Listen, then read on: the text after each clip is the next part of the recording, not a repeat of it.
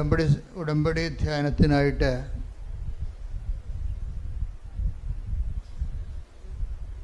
നമ്മൾ സാക്ഷ്യ വിചാരണയ്ക്കായി എടുക്കുന്നത് ഇന്നലെ പറഞ്ഞ ഒരു സാക്ഷ്യമാണ്. ഒരു വൈദികനാണ് ആ സാക്ഷ്യം പറഞ്ഞത്. 2025 ഒരു പ്രത്യേകത ഞാൻ നോക്കിയിട്ട് വൈദികരുടെ സാക്ഷ്യങ്ങൾ കൂടുന്നുണ്ട്.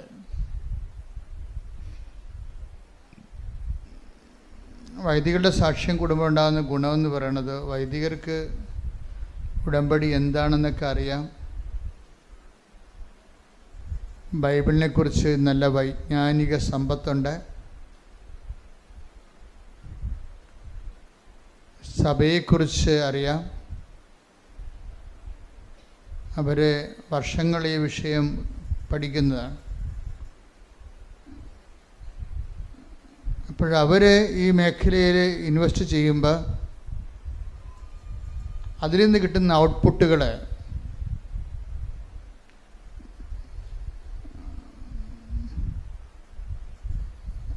എല്ലാവർക്കും ഒരുപോലെ പ്രയോജനമുള്ളതായിരിക്കും. ഇപ്പം ഇന്നലെ സാക്ഷ്യം പറഞ്ഞതൊരു ഫാദർ മാത്യു ഏലന്താനമാണ്. ഫാദർ മാത്യു ഏലന്താനം. അദ്ദേഹം കർണാടക സ്റ്റേറ്റിലാണ്, മലയാളിയാണ്. അദ്ദേഹത്തെ ഉടമ്പടിയിലേക്ക് നയിച്ച ഒരു വിഷയം ആദ്യം പറയാം. ഒന്നാമത്തെ കാര്യം, അദ്ദേഹത്തിന് കൂടെ 3 അപകടങ്ങളുണ്ടായി. 3 പ്രാവശ്യം കാലൊടിഞ്ഞ്. പിന്നീട് അത് ചികിത്സിച്ചിട്ട് ശരിയായില്ല.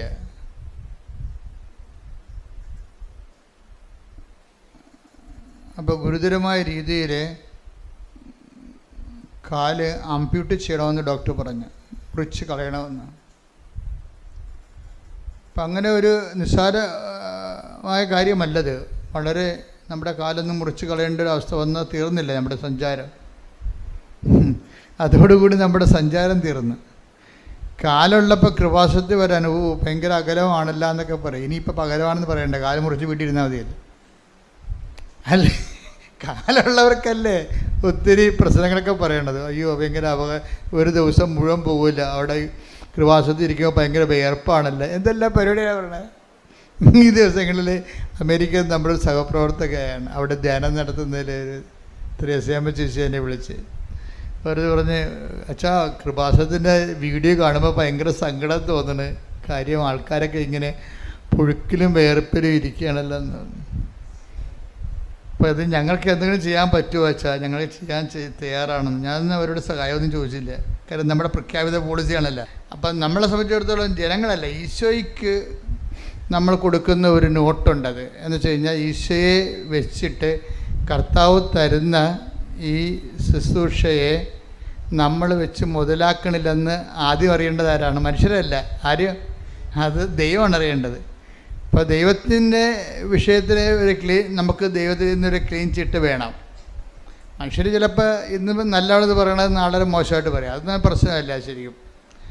അപ്പോൾ ഞാൻ ആ വിഷയത്തിൽ പറഞ്ഞു, ചേച്ചി കുറച്ച് പ്രശ്നങ്ങളുണ്ട്, പക്ഷേ എൻ്റെ മനസ്സിൽ ആ സമയത്ത് വന്നതേ ഇതിപ്പോഴല്ല, നേരത്തെ ഇങ്ങനെ തന്നെയായിരുന്നു. വലിയ വലിയ അത്ഭുതങ്ങളെല്ലാം അടയാളം നടന്നിരിക്കുന്നത് മനുഷ്യരിങ്ങനെ വേർപ്പിൽ കുളിച്ച് നിൽക്കുമ്പോഴായിരുന്നു. കുറച്ച് ത്യാഗത്തോടു കൂടി ഈ വിഷയം ചെയ്യാൻ ആഗ്രഹിക്കുന്നവരെ അതിൻ്റെ അകത്ത് ഇന്ന് ഞാൻ വെളുപ്പിനെ ഒരു പ്രധാനപ്പെട്ട അച്ഛനുമായിട്ട് സംസാരിച്ചു. അച്ഛൻ എന്നോട് ചോദിച്ചു, അച്ഛൻ എനിക്ക് ഉടമ്പടി എടുക്കണം. അതും ഒരു അച്ഛനാണ്. അപ്പം അച്ഛൻ എനിക്ക് ഉടമ്പടി എടുക്കണം, അച്ഛന് ഉടമ്പടിയെക്കുറിച്ച് എന്താണെന്ന് എന്നോട് പറഞ്ഞു തരുമോ? അപ്പം അത് അദ്ദേഹം അച്ഛനായതുകൊണ്ടും എന്നോടങ്ങനെ ചോദിച്ചത് കൊണ്ടും അദ്ദേഹം ഉടമ്പടി എടുത്താൽ നല്ല സാക്ഷ്യം കിട്ടിയാൽ നമുക്ക് കുറച്ച് ഗുണങ്ങളാണ്. കൂടുതൽ കർത്താവിൻ്റെ ഈ പദ്ധതികൾ, കർത്താവ് ഉടമ്പടി ഒരു പദ്ധതിയാണല്ലോ, അതനുസരിച്ച് സഭയിലാകമാനം അതിനൊരു ഓളം ഉണ്ടാകുകയും ജനങ്ങൾ ഒത്തിരി പേര് അതിലൂടെ കർത്താവിനെ അറിയാനും സാക്ഷിയാകാനൊക്കെ സഹായിക്കും. അപ്പോൾ ഞാൻ അച്ഛനോട് പറഞ്ഞു, അച്ഛാ ഈ ഇതിൻ്റെ അകത്ത് ഇപ്പോൾ അച്ഛൻ്റെ ഒരു ഇനീഷ്യേഷൻ ഉണ്ട് ഉടമ്പടിക്ക്. എപ്പോഴും ഉടമ്പടി എടുക്കണമെന്ന് ഇപ്പം അച്ഛന് തോന്നിയില്ലേ? അച്ഛന് ഉടമ്പടി എടുക്കണം, ഇപ്പം നിങ്ങൾക്കും തോന്നും ഉടമ്പടി എടുക്കണമെന്ന് തോന്നത്തില്ലേ? അപ്പോൾ തോന്നുമ്പോൾ അതിന് ഒരു ഇൻസെൻറ്റീവാണത്. ദൈവത്തിൻ്റെ ഭാഗത്തു നിന്ന് നിങ്ങൾക്ക് തരുന്നൊരു ഇൻസെൻറ്റീവാണ്, ഒരു പ്രോത്സാഹനമാണ്. ഉടമ്പടി എടുക്കണമെന്ന് നിങ്ങൾക്ക് തോന്നുമ്പോൾ അതിന് ഇൻസെൻറ്റീവ് എന്ന് പറയും. ദൈവത്തിൻ്റെ ഭാഗത്തുനിന്ന് ദൈവം ഈ വിഷയത്തിൽ ഇടപെടാൻ ഉദ്ദേശിക്കുന്നു. നിങ്ങളുടെ ജീവിതത്തിൽ ദൈവം പ്രത്യേകമായ വിധത്തിൽ എല്ലാവരുടെ ജീവിതത്തിലും ദൈവം ഇടപെടുന്നുണ്ട്. പക്ഷേ ഉടമ്പടിയിലൂടെ വരുന്നത് എന്താണ്? ഒരു പ്രത്യേകമായ ഇടപെടലാണ്. കർത്താവ് പറഞ്ഞ പോലെ വിശിഷ്യ നിങ്ങൾ എന്താണ് ചെയ്യുന്നതെന്ന് ചോദിച്ചില്ലേ? അതുപോലെ വിശേഷ വിധിയായ ഒരു ദൈവവിളിയിലേക്കാണ് ഉടമ്പടി നമ്മളെ കൊണ്ടെത്തിക്കുന്നത്. അതുകൊണ്ട് ഞാൻ അച്ഛനോട് വളരെ സാവകാശത്തിൽ ഫോണിൽ സ്റ്റെപ്പുകൾ പറഞ്ഞിട്ട് ആദ്യം പറഞ്ഞത് അച്ഛന് ഇതൊരു ഇൻസെൻറ്റീവാണ്. ഇനിഷ്യേഷൻ ആൻഡ് ഇൻസെൻറ്റീവ്നെസ് അത് ദൈവം ആദ്യം നമുക്ക് തരും. പക്ഷേ ഇതിൻ്റെ സെക്കൻഡ് പാർട്ട് ഇൻവെസ്റ്റ്മെൻറ്റാണ്. എന്താ കാര്യം? നമുക്കൊരു ഇൻസെൻറ്റീവ് പ്രോത്സാഹനം കിട്ടിക്കഴിഞ്ഞാൽ നമുക്കത് ഉടമ്പടി എടുക്കാൻ തീരുമാനിച്ചാൽ പിന്നീട് നമ്മൾ പറയും നിങ്ങളുടെ ഇപ്പം ദൈവത്തിൻ്റെ പങ്ക് വെച്ചു. ഇനി കാര്യം ഇത് ബയലാട്രൽ എഗ്രിമെൻ്റ് അല്ലേ, ദൈവമായിട്ടൊരു ഉഭയകക്ഷി ബന്ധമല്ലേ. അപ്പം ദൈവം നമുക്ക് ആദ്യം തരുന്നത് എന്താണ്? ആരെങ്കിലും വഴി പറയും. ഇപ്പം ഈ ആദ്യം പറഞ്ഞ തോമസ് ഏലന്താൻ അച്ഛൻ്റെ സാക്ഷി എന്ന് പറയുന്നത് അച്ഛനോട് അച്ഛൻ്റെ മെൻറ്റർ അച്ഛൻ്റെ അനുജനാണ് പറഞ്ഞത്. അച്ഛനെ ഒന്ന് കൃപാസനം വരെ എൻ്റെ കൂടെ വരുമോ എന്ന് ചോദിച്ചത്. ആരാണ് ചോദിച്ചത്? അച്ഛൻ്റെ സ്വന്തം അനുജനാണ്, കുടുംബജീവിതക്കാരനാണ്. അപ്പോൾ എന്താ വരാം, കാര്യം കാല് മുറിച്ച് കളയുമെന്ന് പറഞ്ഞിരിക്കുകയല്ലേ. തന്നെയല്ല വേറെയും പ്രശ്നമുണ്ട് അച്ഛന്. ഏലന്താനോ അച്ഛൻ ആദ്യം പറഞ്ഞ അച്ഛൻ്റെ പ്രശ്നം എന്താ? അച്ഛൻ്റെ കാല് മുറിച്ച് കളയണമെന്നല്ലേ, അച്ഛൻ്റെ ഹീമോഗ്ലോബിൻ കുറഞ്ഞുകൊണ്ടിരിക്കുകയാണ്. ഓരോ ദിവസവും 2 പോയിൻ്റ് വെച്ച് കുറയും. പിന്നെ വെളുത്ത് വെള്ളക്കടലത്ത് പോലെ ഇരിക്കും. കുറച്ച് ഹീമോഗ്ലോബിൻ കുറഞ്ഞറിയാമല്ലോ.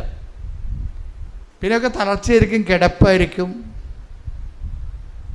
അപ്പോൾ അത് എന്താണെന്ന് കണ്ടുപിടിക്കാൻ പറ്റണില്ല. അതാണ് പ്രശ്നം. ഹീമോഗ്ലോബിൻ കുറയുന്നത് എന്താണെന്ന് കണ്ടുപിടിക്കാൻ പറ്റില്ല. അപ്പോൾ അച്ഛനെ ഒരു ആശുപത്രിയിലേക്ക് കൊണ്ടുപോയി 6 ദിവസം നിരീക്ഷണത്തിലിടും. എന്തുകൊണ്ടാണ് ഹീമോഗ്ലോബിൻ ഇപ്പോൾ 6.7 മറ്റാണ് അച്ഛൻ്റെ കറക്റ്റ്, അതിൻ്റെ 12 മറ്റാണ്. ചിലക്ക് 14 വരെ കോമൺ ആയിട്ട് വരും. ഇപ്പോൾ ഇതിപ്പോൾ 6 ഉള്ളൂ. തളർന്ന് അച്ഛന് വല്ലാത്ത അവശത നിലയിലാണ്.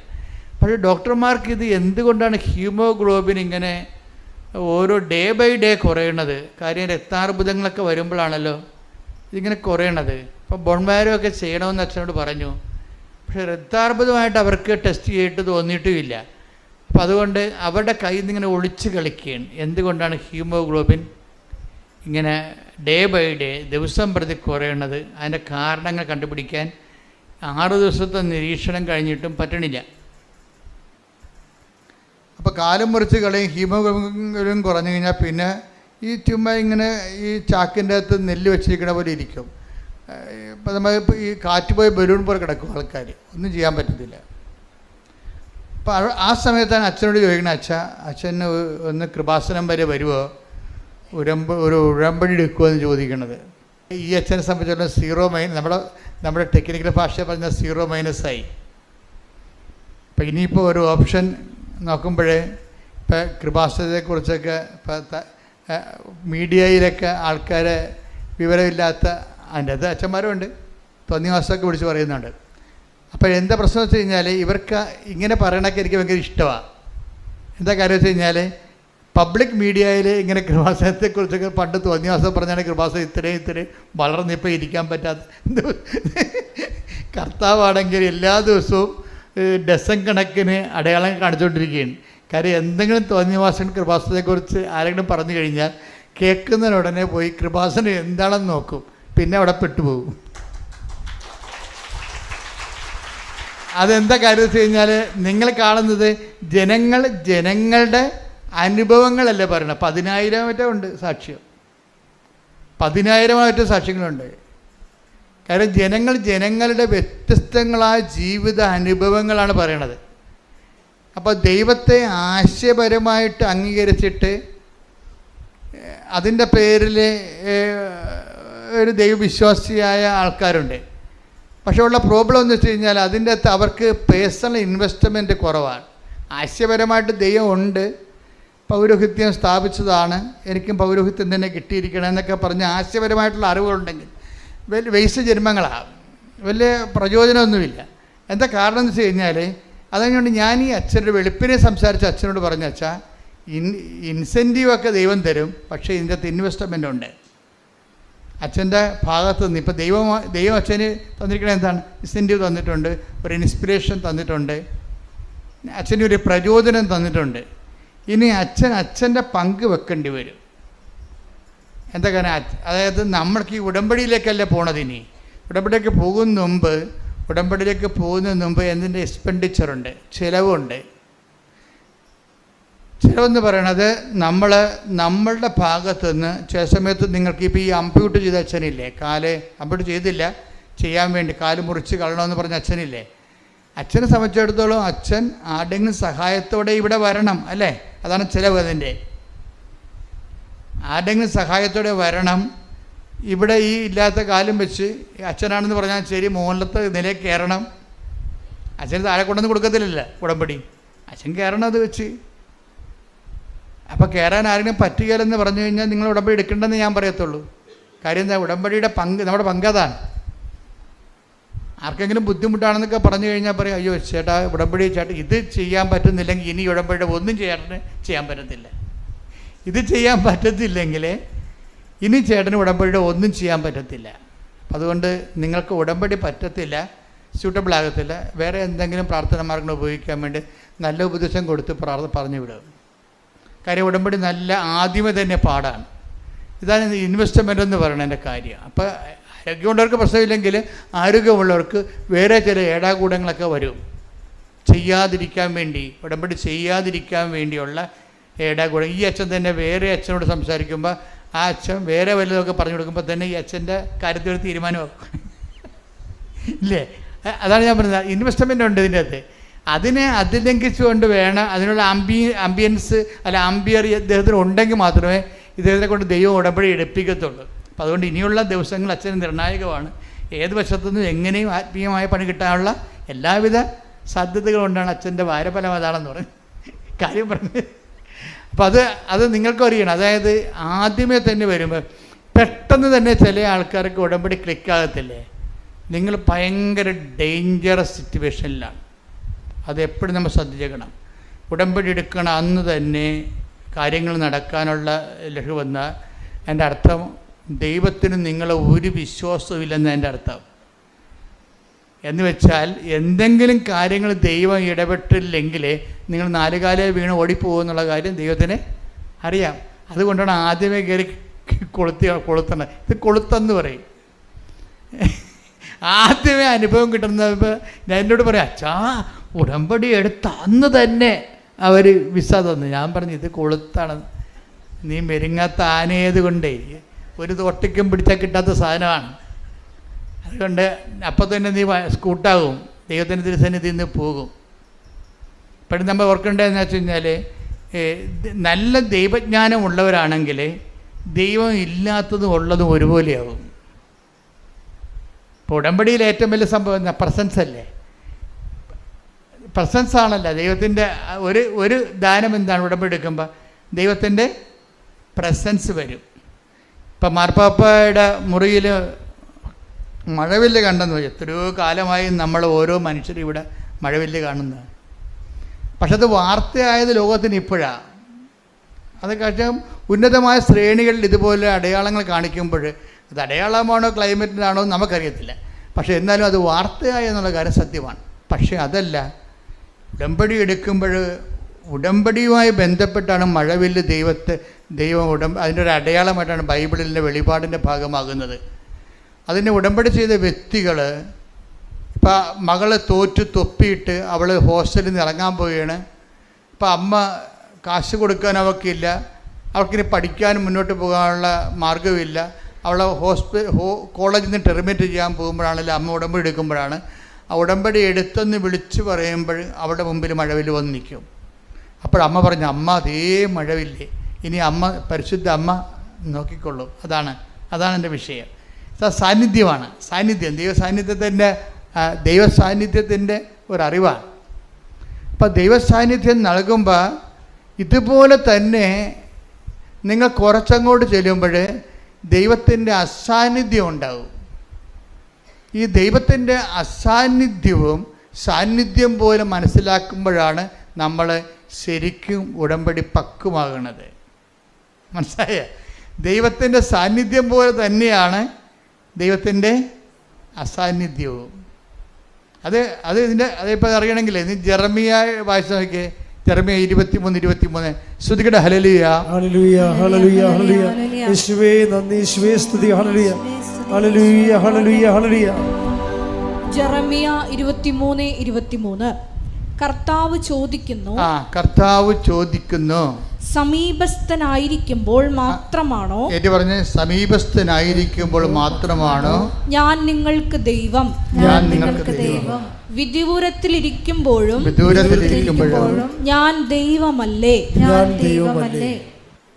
ഇത് എന്താ പ്രശ്നം വെച്ച് കഴിഞ്ഞാൽ, സമീപത്തിരിക്കുമ്പോൾ ആ പ്രസൻസ് ഫീൽ ചെയ്യുമ്പോൾ മാത്രമാണ് ചില ആൾക്കാർ വിശ്വാസത്തിൽ നിൽക്കണത്.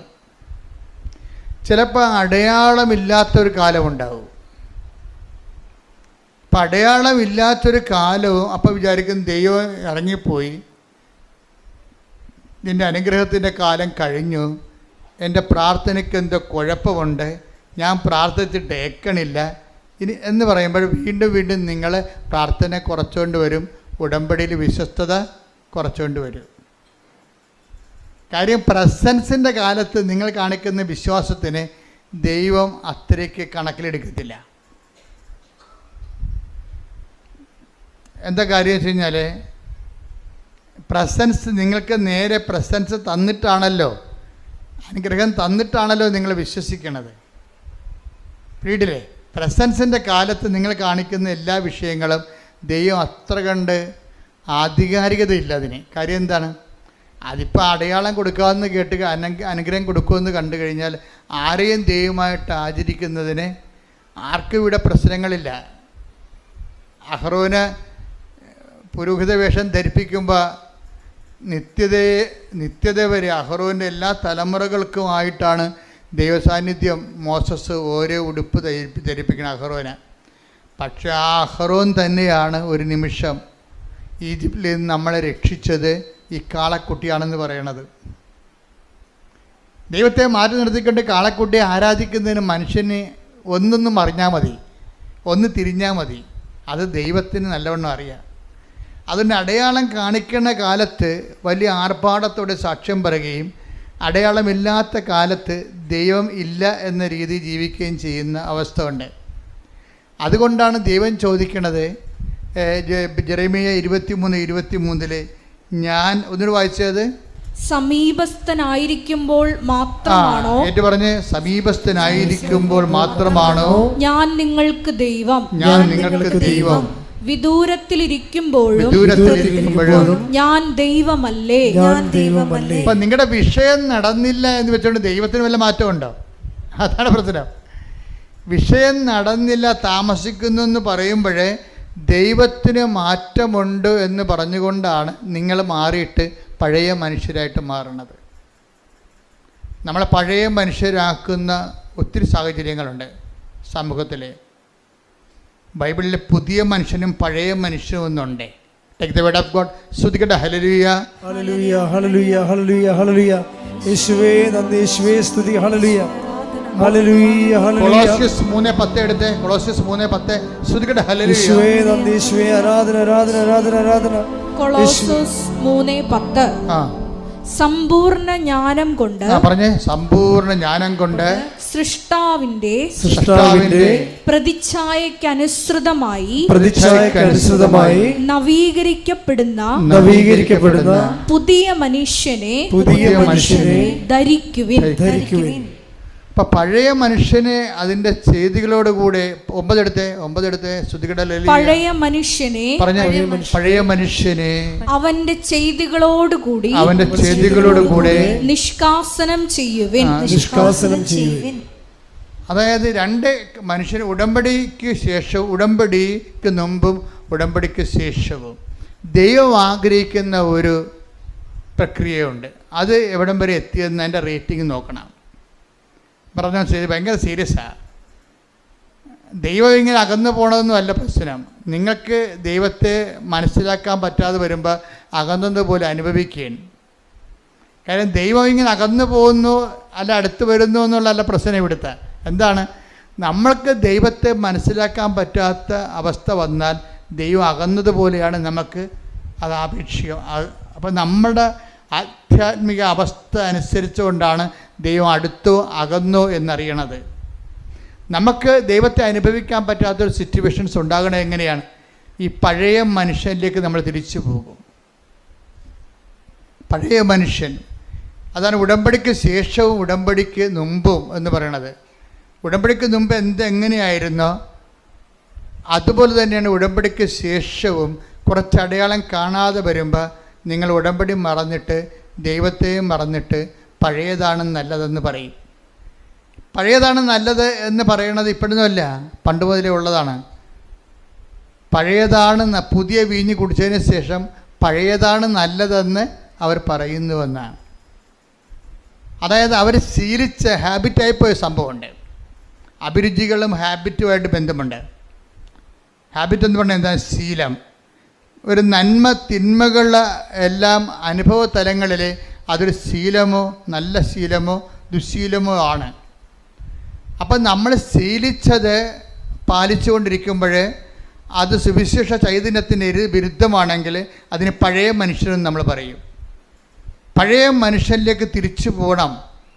ഇപ്പം ചില ആൾക്കാർ പറയല്ലേ, നോൻപ് എങ്ങനെയെങ്കിലും ഒന്ന് കഴിഞ്ഞാൽ മതിയായിരുന്നു. അതാണ് സാധനം. വീട്ടുകാർക്ക് ഭയങ്കര പിടുത്തമായിരിക്കും. മീനിന് പിടുത്തം, മുട്ടക്ക് വരെ ഇവിടുത്തെ ഇറച്ചിക്ക് പിടുത്തം.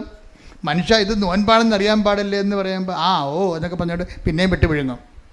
അപ്പോൾ തലയിൽ ചൊറിഞ്ഞുകൊണ്ട് പറഞ്ഞത് എന്താണ്? ആ നോൻപെന്ന് കഴിഞ്ഞാൽ മതിയായിരുന്നെന്ന് പറയും. ഇതാ പഴയ മനുഷ്യൻ. ഇതാണ് വിഷയം. ഇത് ഒരു വിഷയം ഭക്ഷണകാര്യത്തിൽ മാത്രമല്ല, ജീവിതശൈലികളിലും ദൈവത്തെ മാറ്റി നിർത്തുമ്പോൾ ഒരു സുരക്ഷിതത്വം മനുഷ്യൻ അനുഭവിക്കുന്നുണ്ട്. അത് കേവലം മാനുഷികമായ ഒരു സുരക്ഷിതത്വമാണ്. ഉടമ്പടി ചെയ്തിരിക്കുന്നത് നിൻ്റെ ദൈവിക വ്യക്തിത്വവും ദൈവവും തമ്മിലാണ്. നിൻ്റെ ലോക വ്യക്തിത്വവും ദൈവവും തമ്മിലല്ല. ഒരു ലോക വ്യക്തിത്വം ഉള്ള വ്യക്തിക്ക് ഉടമ്പടി ചെയ്യാൻ പാടില്ല, പറ്റത്തില്ല. അതുകൊണ്ടാണ് സൃഷ്ടാവിൻ്റെ നിങ്ങൾ ലോകത്തെ അതിൻ്റെ ചെയ്തികളോടുകൂടെ, ലോകത്തെ എന്താ ചെയ്യേണ്ടത്? അതിൻ്റെ ചെയ്തികളോടുകൂടി ദൂരെ എറിയാൻ പറയാം. അതാ കൊളോസ്യസ് 3:9. ലോകത്തെ അതിൻ്റെ ചെയ്തികളോടുകൂടെ നമ്മൾ നോൻപിലേക്ക് പ്രവേശിക്കുകയാണ്.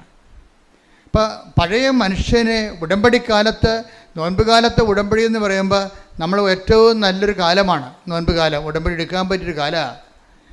ആരെങ്കിലും ഇനി ഉടമ്പടി എടുക്കാത്തവരുണ്ടെങ്കിൽ നോൻപ് കാലത്ത് അതിനുവേണ്ടി കച്ച കെട്ടി ഒരുങ്ങി ഇപ്പം നമ്മൾ ആ രീതിയിലേക്ക് എളുപ്പമായിട്ട് നമുക്ക് നോൻപിലേക്ക് ഉടമ്പടിയിലേക്ക് പ്രവേശിക്കാൻ പറ്റും. കാര്യം നമ്മുടെ നോൻപ് ജീവിതവും ഉടമ്പടി ജീവിതവും ഒരുമിച്ച് പോകുന്നതാണ് നോൻപ് ജീവിതവും ഉടമ്പടി ജീവിതവും. അപ്പം അത് നമുക്ക് അധികം ഭാരപ്പെടാതെ തന്നെ ആ നോൻപിൻ്റെ അരുവിലേക്കും ഉടമ്പടി അരുവിലേക്കും ഒരുമിച്ച് വരാൻ പറ്റും. പ്രാർത്ഥിക്കുക. കർത്താവായ ദൈവമേ, നോൻപ് കാലത്ത് അതിന്റെ അരുവിയോടുകൂടി ഉടമ്പടി ജീവിതം ജീവിച്ച് ക്രിസ്തുവിനെ എന്റെ സാക്ഷിയായി ജീവിക്കുവാൻ ഞങ്ങളെ സഹായിക്കണമേ. ശ്രദ്ധിക്കട്ടെ.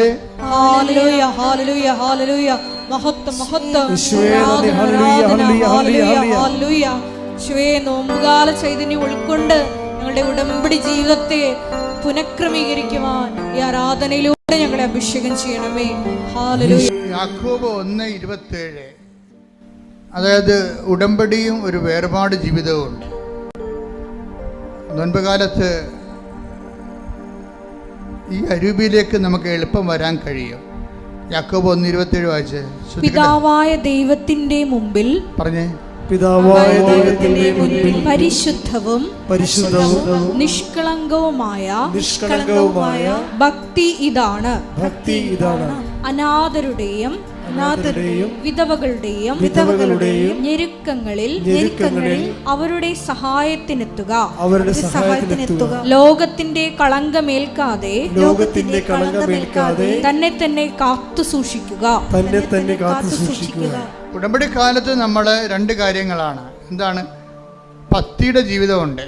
പക്ഷേ ഭക്തി എന്ന് പറഞ്ഞാൽ എന്താണ്? എപ്പോഴും കൈകൊപ്പിക്കൊണ്ട് ദൈവമേ കൈതൊഴാൻ കേൾക്കുമാറാകണമെന്ന് പാടുന്നതല്ല ഭക്തി. ഭക്തി എന്ന് പറഞ്ഞാൽ എന്താണ്? ഒന്ന് വായിച്ചേ. സുവിശേഷ വിഹിതമായ ഭക്തിയുണ്ട്. എന്താണത്? പിതാവായ ദൈവത്തിന്റെ മുമ്പിൽ പിതാവായ ദൈവത്തിന്റെ മുമ്പിൽ പരിശുദ്ധവും നിഷ്കളങ്കവുമായ ഭക്തി ഇതാണ്. അനാഥരുടെയും വിധവകളുടെയും ഞെരുക്കങ്ങളിൽ അവരുടെ സഹായത്തിനെത്തുക. ലോകത്തിന്റെ കളങ്കമേൽക്കാതെ തന്നെ തന്നെ കാത്തു സൂക്ഷിക്കുക. യാക്കോബിന്റെ ലേഖനമാണ് 1:27. അതായത് നിഷ്കളങ്കമായ ഭക്തി ഇതാണ്. ഭക്തിയെ രണ്ടായിട്ട് തിരിക്കുകയാണ്. എന്താണ് ശരിയാണത്? ഭക്തി രണ്ടായിട്ട് തിരിക്കുകയാണ്. നിഷ്കളങ്കമായ ഭക്തിയുമുണ്ട്, കളങ്കമുള്ള ഭക്തിയുമുണ്ട്. ഇപ്പം ചില പള്ളികളിലൊക്കെ ചെല്ലുമ്പോൾ എഴുന്നള്ളത്തം കഴിയുമ്പോൾ ആൾക്കാർ ഒരു നിക്കറൊക്കെ ഉടുത്ത് തോർത്തൊക്കെ ഉടുത്ത് അല്ലെങ്കിൽ പാൻസൊക്കെ ഇട്ട് കിടന്ന് ഉരുളണത് കാണാം.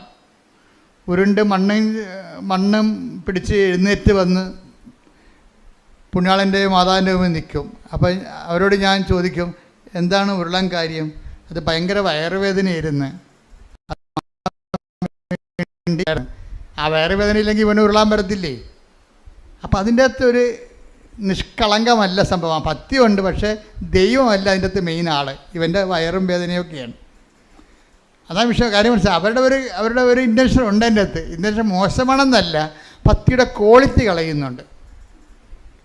ക്വാളിറ്റി ഇല്ലേ? 1-ാം തരം 2-ാം തരം എന്നൊക്കെ പറയത്തില്ലേ? ഇപ്പം ആലപ്പുഴയാണെങ്കിൽ ഇതേതിൻ്റെ പോലെ ആലപ്പുഴ തന്നെ എക്സ്പോർട്ട് ക്വാളിറ്റി ഉണ്ട് അല്ലേ? കയറ് തന്നെ തടുക്കെല്ലാം എക്സ്പോർട്ട് ചെയ്യുന്ന ക്വാളിറ്റി ഉണ്ട്. അതുപോലെ തന്നെ ഭക്തിയും എക്സ്പോർട്ട് ക്വാളിറ്റി ഉണ്ട്. എന്താണ് എക്സ്പോർട്ട് ക്വാളിറ്റി? ദൈവത്തിന് മുൻതൂക്കം കൊടുത്തുകൊണ്ട് ഭക്തിയാണ് ദൈവത്തെങ്കിലേക്ക് പോണത്. അല്ലാത്ത ഭക്തി നമ്മളിലേക്കും കൂടി അതിൻ്റെ അകത്ത് വരുന്നുണ്ട്. നമ്മുടെ IELTS ഇപ്പോൾ പരീക്ഷ നടക്കുന്ന പിള്ളേരുടെ നമ്മൾ അവസാനം പരീക്ഷയ്ക്ക് വേണ്ടി പ്രാർത്ഥിക്കും. SLC-ക്കാരുടെ പരീക്ഷ തുടങ്ങാൻ പോകുന്നു, ബോർഡ് എക്സാം നടന്നുകൊണ്ടിരിക്കുന്നു. കുഞ്ഞുങ്ങളാണെങ്കിൽ ഇവിടെ ഒരു ദിവസം 200 പിള്ളേരൊക്കെയാണ് വരുന്നത്. അവിടെ എല്ലാവരുടെയും ഹോൾ ടിക്കറ്റ് വെഞ്ചരിക്കും. അവിടെ അമ്മമാർ ഉടമ്പടി എടുത്താൽ മതി. പക്ഷേ നിങ്ങൾ അമ്മമാർ ഉടമ്പടി എടുത്തിട്ടുണ്ടെങ്കിൽ കുഞ്ഞുങ്ങളെ ഇങ്ങോട്ട് പറഞ്ഞു വിടണം. നിങ്ങളുടെ ഉടമ്പടിയിൽ ഞങ്ങൾക്ക് അവർക്ക് ഹോൾ ടിക്കറ്റ് വെഞ്ചരിച്ച് കൊടുക്കും. പരീക്ഷയ്ക്ക് വേണ്ടി പ്രത്യേക കാശുരൂപ അവർക്ക് കൊടുക്കും. നിങ്ങൾ ഉടമ്പടി കാശിനും കൊടുത്തുകൊണ്ട് പിള്ളേരെ പരീക്ഷയ്ക്ക് വിടരുത്. അതെങ്ങാനും പോയാൽ നിങ്ങളുടെ ഉടമ്പടി പോകും. അപ്പം അതുകൊണ്ടാണ് അച്ഛൻ പ്രത്യേക കാശുരൂപം കൊടുക്കുന്നത്. പരീക്ഷയ്ക്ക് വേണ്ടി മാത്രമുള്ള ഒരു പ്രത്യേക ആ പരീക്ഷയുടെ വെഞ്ചരിപ്പുള്ള കാശുരൂപം കൊടുക്കും. അപ്പം അത് പിന്നെ അത് അവർക്ക് 5 പ്രാർത്ഥനയാണ് പിള്ളേർക്ക്. പരീക്ഷ പിള്ളേർക്ക് 5 പ്രാർത്ഥനയുള്ളത്. ഹോൾ ടിക്കറ്റ് വെഞ്ചരിക്കുന്ന, പിന്നെ കാശുരൂപം കൊടുക്കുന്നു, തൈലം പൂശി പ്രാർത്ഥിക്കുന്നു, അങ്ങനെ 5 കാര്യങ്ങൾ ചെയ്യും. പിന്നെ പരീക്ഷയ്ക്ക് ഒരുങ്ങാനുള്ള ഉപദേശം കൊടുക്കും. പിന്നെ പരീക്ഷയുടെ തനത് അഭിഷേക പ്രാർത്ഥന ചൊല്ലും. അപ്പോൾ അതിന് മാതാപിതാക്കന്മാരുടെ ഉടമ്പടി മതി. ആ വീട്ടിൽ ആരുടെയെങ്കിലും ഒരാളുടെ ഉടമ്പടി മതി. ആ വീട്ടിലായിരിക്കണം. ആ വീട്ടിലുള്ള ആ ഓൺ ഹൗസിൽ താമസിക്കുന്ന ആരുടെയെങ്കിലും ഒരാളുടെ ഉടമ്പടി മതി. പക്ഷേ പിള്ളേരുടെ എവിടെ കിട്ടിക്കഴിയുമ്പോൾ ഞാൻ കുഞ്ഞുങ്ങളോട് ആ ഉടമ്പടി പ്രകാരം എങ്ങനെ ജീവിക്കേണ്ടതെന്ന് ഞാൻ അവർക്ക് പറയാം. അപ്പോൾ നിങ്ങൾക്ക് സപ്പോർട്ടീവാണത്. എന്താ സപ്പോർട്ടീവ് എന്ന് പറയണത്? നിങ്ങൾ എപ്പോൾ വായിട്ടടക്കേണ്ട കാര്യമില്ല. കുഞ്ഞുങ്ങളെ പരീക്ഷ കഴിയുമ്പോൾ നിങ്ങളുടെ ഉടമ്പടി ഏറ്റെടുത്ത് കുഞ്ഞുങ്ങൾ ചെയ്തോളൂ. പിന്നെ അവർ സ്വന്തമായിട്ട് ചെയ്തോളൂ. അപ്പോൾ കിട്ടിയിരിക്കുന്ന അവസരങ്ങൾ കളയരുത്. ഇപ്പോൾ ഈ ദിവസങ്ങളിൽ പറ്റുന്ന ദിവസങ്ങളിൽ വന്ന് പരീക്ഷയ്ക്ക് എവിടെയെങ്കിലുമൊക്കെ ഒരു ഇൻ്റർവ്യൂവിൽ പരീക്ഷയ്ക്ക് ഉണ്ടാകത്തില്ലേ? ലീവ് ഒരു ദിവസമൊക്കെ പരീക്ഷ ഇല്ലാത്ത ദിവസമില്ലേ? നിങ്ങളത് ദൈവ കുഞ്ഞുങ്ങളെ കൊണ്ടുവന്ന് പ്രാർത്ഥിപ്പിക്കുക. വ്യാഴാഴ്ച ഒന്നും വരരുത്. വ്യാഴാഴ്ച ഒന്നും ഇവിടെ അച്ഛനുണ്ടാകത്തില്ല. ഞായറും വരരുത്. ബാക്കിയുള്ള ദിവസങ്ങളിൽ ഈ അച്ഛനെ കണ്ടേ മതിയാവൂ എന്ന് ധ്യാനത്തിൽ തന്നെ ഉടമ്പടി ഞാൻ ഇവരച്ഛനുള്ള ധ്യാനത്തിൽ തന്നെ നിൽക്കണത്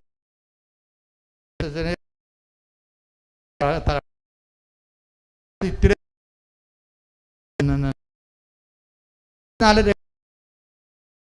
അതുകൊണ്ട്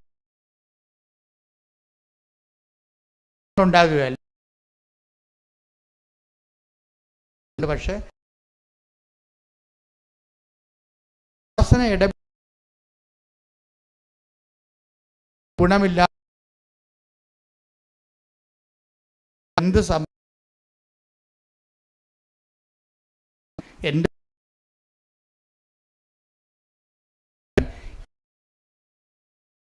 അതാണ് ഞാൻ അച്ഛനോട് ആദ്യമേ പറഞ്ഞത്. ദൈവത്തിൻ്റെ പോർഷൻ അത് നമ്മൾ ഉറപ്പ് വരുത്തണം. ദൈവത്തിൻ്റെ പോർഷൻ ദൈവത്തിന് കൊടുക്കാനുള്ളത്. അതുകൊണ്ടാണ് നിങ്ങളോട് ഞാൻ സാക്ഷ്യം പറയണം, സാക്ഷ്യം പറയാതെന്നില്ലെങ്കിൽ പിന്നെ നിങ്ങൾ ഇനി കൃപാസനത്തിൽ വരണ്ട എന്നൊക്കെ പറഞ്ഞത് എന്താണ്? സാക്ഷ്യം ദൈവത്തിൻ്റെ പോർഷനാണ്, നമ്മുടെ അല്ല, നമ്മുടെ നിയോഗമാണ്. അത് ദൈവം സാധിച്ചു തന്നു കഴിഞ്ഞാൽ ഉടനെ പരിപാടി. പിന്നെ അടുത്ത നടപടി എന്താണ്? ദൈവത്തിൻ്റെ പങ്ക് കൊടുക്കണം. ദൈവത്തിന് കൊടുക്കാനുള്ള മഹത്വം കൊടുക്കുമ്പോൾ എന്ത് സംഭവിക്കണം?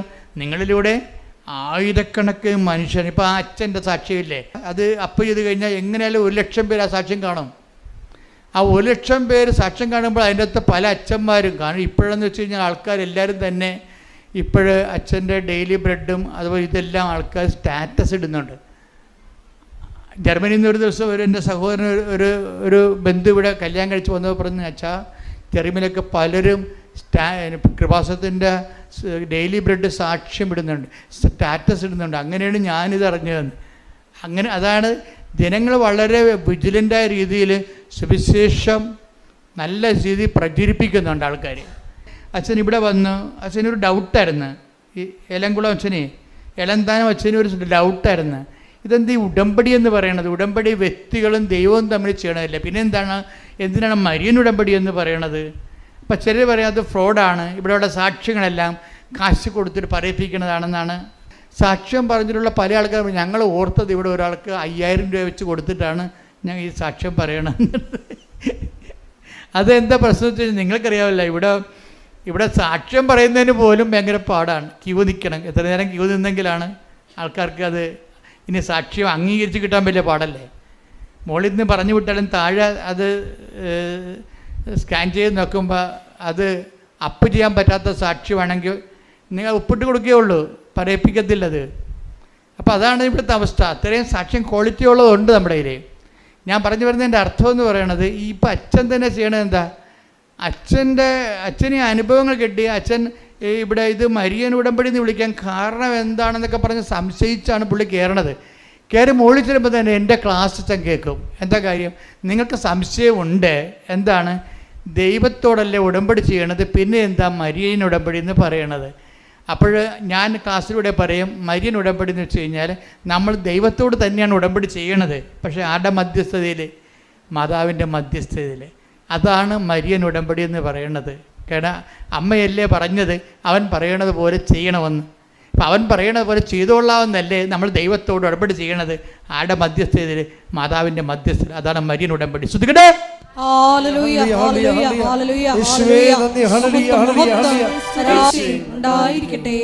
അതിനുശേഷം ഇങ്ങനെ ഒരു മാർച്ച് 7 എന്തോ ഡേറ്റ് ഉടമ്പടി എടുത്തു. അച്ഛൻ ഉടമ്പടി എടുക്കുമ്പോഴേ അച്ഛൻ ഫുൾ ആൻഡ് ഫുൾ കൺവിൻസ്ഡ് ആയിട്ടാണ് ഈ ഉടമ്പടി എടുക്കുന്നത്. ഉടമ്പടി എടുത്തതിന് ശേഷം അച്ഛൻ എല്ലാം അതുക്കൊന്നും പിന്നെ അച്ഛൻ മരുന്നുകളെല്ലാം അവസാനിപ്പിക്കും. കാര്യം അച്ഛന് ആന്തരികമായിട്ട് മാതാവ് തോന്നിക്കും ഇത് കറക്റ്റ് വഴിയാണെന്ന് തോന്നിക്കും. നിങ്ങൾ അച്ഛൻ മരുന്ന് ഉപേക്ഷിച്ചെന്ന് പറഞ്ഞ് നിങ്ങൾ മരുന്ന് ഉപേക്ഷിക്കാൻ ഞാൻ പറയത്തില്ല കേട്ടോ. കാര്യം കൃപാസനത്തിൻ്റെ പോളിസി മാറ്റർ ഞാൻ നേരത്തെ പറഞ്ഞിട്ടുണ്ട്. കത്തോലിക്ക സഭ മരുന്നിനെക്കുറിച്ച് എന്ത് പറയുന്നു അതാണ് കൃപാസനത്തിൻ്റെ കോമൺ പോളിസി എന്ന് പറയുന്നത്. സഭ വൈദികനെയും ഡോക്ടർമാരെയും ആശുപത്രിയെയും അതുപോലെ തന്നെ വൈദ്യത്തെയും അതുപോലെ തന്നെ മരുന്നിനെയും ഒക്കെ ദൈവത്തിൻ്റെ ഹീലിംഗ്, ദൈവത്തിൻ്റെ സൗഖ്യദായകമായ പ്രവർത്തനത്തിൻ്റെ മാധ്യമമായിട്ട് തന്നെയാണ് സഭ കാണുന്നത്. അതിലൂടെയും ഡോക്ടർമാരിലൂടെയും മരുന്നിലൂടെയും സുഖപ്പെടുത്തുന്നത് ദൈവം തന്നെയാണ്. ശ്രദ്ധിക്കട്ടെ. ഹല്ലേലൂയ. Hallelujah hallelujah hallelujah. മഹത്വം മഹത്വം. ആരാധന. Hallelujah hallelujah. അപ്പോൾ ഈ അച്ഛനെ സംബന്ധിച്ചിടത്തോളം ഉടമ്പടി എടുത്ത് ഇപ്പം അച്ഛൻ്റെ ഹീമോഗ്ലോബിൻ എത്രയാണ്? 7.6. അതുപോലെ തന്നെ പിന്നീട് ഓരോ ദിവസം ചെല്ലും തോറും ഈ 2 പോയിൻ്റ് ഉടമ്പടി എടുത്തതിന് ശേഷം ഒരു മരുന്ന് ഉപയോഗിക്കാതെ ഈ ഹീമോഗ്ലോബിൻ കൂടാൻ തുടങ്ങി. 2 പോയിൻ്റ് കൂടി ഒരു 7 ദിവസം കഴിഞ്ഞപ്പോഴുണ്ട് അച്ഛൻ്റെ ഹീമോഗ്ലോബിൻ 14.2. ഹല്ലേലൂയ. യേശുവേ നന്ദി. അപ്പോഴച്ഛൻ ഉടനെ അത് ബോഡിയിൽ ഹീമോഗ്ലോബിൻ കൂടി അറിയാവില്ല, ബോഡിയിൽ ഉടനെ അത് ഫീൽ ചെയ്യും, കരുത്ത് തോന്നും, നമുക്ക് ഊർജ്ജസ്വലതയും തോന്നും. അപ്പം അച്ഛൻ വളരെ ഓക്കെയായി. അപ്പോൾ അച്ഛൻ്റെ മനസ്സിൽ പറഞ്ഞ അദ്ദേഹം എന്താ ചെയ്തതെന്ന് വെച്ചാൽ, എന്നിട്ട് അദ്ദേഹം പറയുന്നുണ്ട്, ഞാൻ ഉടമ്പടി ഹീലിംഗ് പ്രോസസ്സിൽ ഇരിക്കുമ്പോൾ പോലും ഞാൻ ചെയ്തതെല്ലാം വൃത്തിയായിട്ടാണ് ചെയ്തത്. ഞാൻ 5 പത്രം മേടിച്ചുകൊണ്ട് 5 തരം പത്രം മേടിച്ചുകൊണ്ട് പോകും. 5 തരമാണേ. എന്തൊക്കെയാണ്? മലയാളം, ഇംഗ്ലീഷ്, കന്നഡ, തെലുങ്ക്, ഹിന്ദി. അപ്പോൾ ഒരു വൈദികൻ ചെയ്യണതാണ്. അച്ഛന് ആ ഓരോ കൂട് പത്രം മേടിക്കുകയാണ്. അപ്പോൾ എന്തുമാത്രം മാതാവ് ബോധ്യം കൊടുത്തിട്ടുണ്ട്. എന്തുകൊണ്ടാണ് ഇത്രയും പെട്ടെന്ന് അച്ഛന് ഹീലിംഗ് ഉണ്ടായതെന്ന് പറഞ്ഞു കഴിഞ്ഞാൽ അച്ഛൻ്റെ പ്രേക്ഷിത പ്രവർത്തനം ഓക്കെയാണ്. കാര്യം എന്താ? പൗലോസ് അപ്പോസ്തലൻ പറഞ്ഞത്, ഈ പത്രത്തിലാണല്ലോ കളി മുഴുവൻ ഇരിക്കണത്. അല്ല, ഇവിടെ കൃപാസനത്തിൻ്റെ അറ്റാക്ക് ചെയ്ത് അകത്തുനിന്നും പുറത്തുനിന്നും ഒക്കെ പരാതികൾ കിട്ടുന്നത് എന്താണ്? അപ്പോൾ ഞങ്ങൾക്ക് പത്രത്തെക്കുറിച്ച് ഞങ്ങൾക്ക് ചിരി വരും. എന്താ കാര്യം അറിയാമോ? പത്രം നന്നായി പ്രവർത്തിക്കുകയും അതേസമയം തന്നെ സുവിശേഷം നന്നായി പ്രചരിക്കുകയും സാക്ഷികൾ കൂടുതൽ ഉണ്ടാകുകയും ചെയ്യുമ്പോഴേ സത്താന് തീർച്ചയായിട്ടും വിറവലുണ്ടാവും. അവൻ്റെ വിറവൽ, അവൻ്റെ ഓരോ തരത്തിലുള്ള മനസ്സിലുണ്ടാകുന്ന അസ്വസ്ഥങ്ങൾ വ്യക്തികളിലൂടെയും ഓരോരോ സംവിധാനങ്ങളിലൂടെയും നമ്മളിങ്ങനെ അലട്ടിക്കൊണ്ടിരിക്കും. അപ്പം ആദ്യമൊക്കെ അത് മനസ്സിലായില്ല, പിന്നീട് മനസ്സിലായപ്പോൾ ഞങ്ങൾക്ക് ഭയങ്കര സന്തോഷമായി. എന്താ കാര്യം? അത്ര തീവ്രമായിട്ട് സുവിശേഷ വേല പത്രത്തിലൂടെ നടക്കുന്നുണ്ട്. ഇപ്പോൾ ധ്യാനഗുരുക്കന്മാർ വരെ അതിപ്പോൾ അംഗീകരിച്ചിട്ട് അവരവരുടെ ശുശ്രൂഷകളോട് പറയാൻ തുടങ്ങി, നിങ്ങൾ കണ്ടിട്ടില്ലേ?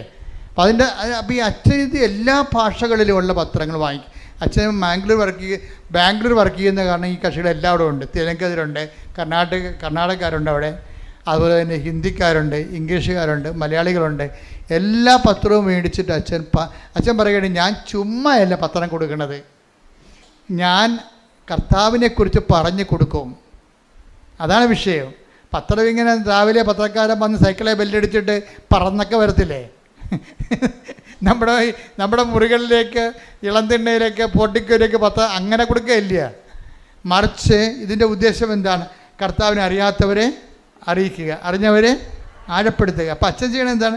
ഞാൻ അവരവരുടെ ഭാഷ, അച്ഛൻ എല്ലാ ഭാഷയും അറിയാം, അതുകൊണ്ട് അവരവരുടെ ഭാഷ മനസ്സിലാക്കിയിട്ട് അവരോട് അച്ഛൻ്റെ അനുഭവങ്ങൾ ആ ഭാഷയിൽ സംസാരിക്കും. തെലുങ്കിലോ കന്നഡയിലോ ഹിന്ദിയിലോ മലയാളത്തിലോ സംസാരിച്ചതിന് ശേഷമാണ് അച്ഛൻ ഈ പത്രം കൊടുക്കുന്നത്. പിന്നെ എങ്ങനെ ദൈവം വിട്ടുമാറണത്? അപ്പം അത് അദ്ദേഹത്തിന് വർക്ക് സിസ്റ്റമല്ലേ, സത്യസന്ധമല്ലേ, വർക്ക് സത്യസന്ധമല്ലേ? അതുകൊണ്ട് തന്നെ ദൈവം അദ്ദേഹത്തിലൂടെ ഇത് മാത്രമല്ല, അതായത് ഈ ബൈബിളിൽ പറയുകയും ഈ പത്രം കൊടുക്കുന്നത് എന്താ നിങ്ങൾക്കറിയാവില്ല. പത്രം എന്ന് പറഞ്ഞാൽ എന്താണ്? ഞാൻ എപ്പോഴും പറയും, അത് വെന്ത ചോറാണ്. സുവിശേഷം നെല്ലാണെങ്കിൽ അതിൻ്റെ ചോറാണ്. അത് വേവിച്ച് ജനങ്ങളുടെ അനുഭവങ്ങളാകുന്ന കറികളോട് കൂടിയാണ് ഇത് വിളമ്പഴിക്കണത്. പത്രത്തിൽ വിളമ്പഴിക്കണത് എന്താണ്? അത് ചോറും കറിയുമാണ്. വചനം എന്താ?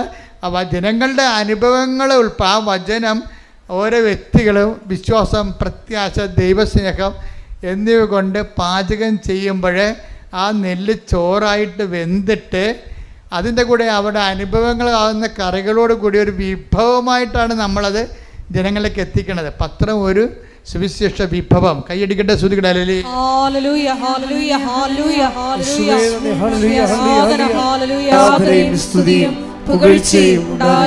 അതെ. റോമർ 1:16 എടുത്ത്, സുവിശേഷത്തെക്കുറിച്ച് ഞാൻ ലജ്ജിക്കുന്നില്ല. കണ്ട, അതാണ് തുടങ്ങുന്നത്. സുവിശേഷത്തെക്കുറിച്ച് ഞാൻ ലജ്ജിക്കുന്നില്ല. ആദ്യം അത് യഹൂദർക്ക്, പിന്നീട് വിജാതിയർക്ക് രക്ഷയിലേക്ക് നയിക്കുന്ന ദൈവത്തിൻ്റെ ശക്തിയാണ്. അത് നിസ്സാരമല്ല കേട്ടോ. പത്രം ഒരു ശക്തിയുണ്ട്. പത്രത്തിൻ്റെ ശക്തി എന്നൊക്കെ പറയുകയല്ലേ? ആ ശക്തി എന്ന് പറഞ്ഞാൽ എന്താണത്? സുവിശേഷമാണത്. സുവിശേഷം ഇപ്പം നമ്മൾ സാക്ഷ്യം പറയുമ്പോൾ നമ്മൾ സുവിശേഷം ആകുകയാണ്. സാക്ഷ്യം പത്രത്തിൽ എഴുതി കൊടുക്കുമ്പോൾ നമ്മൾ സുവിശേഷം ഏകുകയാണ്. പിടിയിട്ടില്ലേ? നമ്മൾ സാക്ഷ്യം പറയുമ്പോൾ ആരാകും? നമ്മൾ സുവിശേഷമാകും. നമ്മൾ സാക്ഷ്യം പ്രിൻ്റ് ചെയ്ത നമ്മുടെ സാക്ഷ്യം പത്രത്തിലാക്കിയിട്ട് അനേകരുടെ സാക്ഷ്യങ്ങൾ നമ്മൾ ജനങ്ങളിലേക്ക് കൊടുക്കുമ്പോൾ നമ്മൾ എന്താണ്? സുവിശേഷം ഏകുക.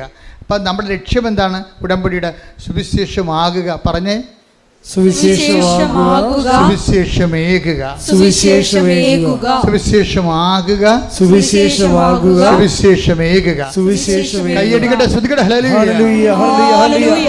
യേശുവേ നന്ദി. Hallelujah, hallelujah, hallelujah. Hallelujah, hallelujah, hallelujah. Hallelujah. യേശുവേ നന്ദി.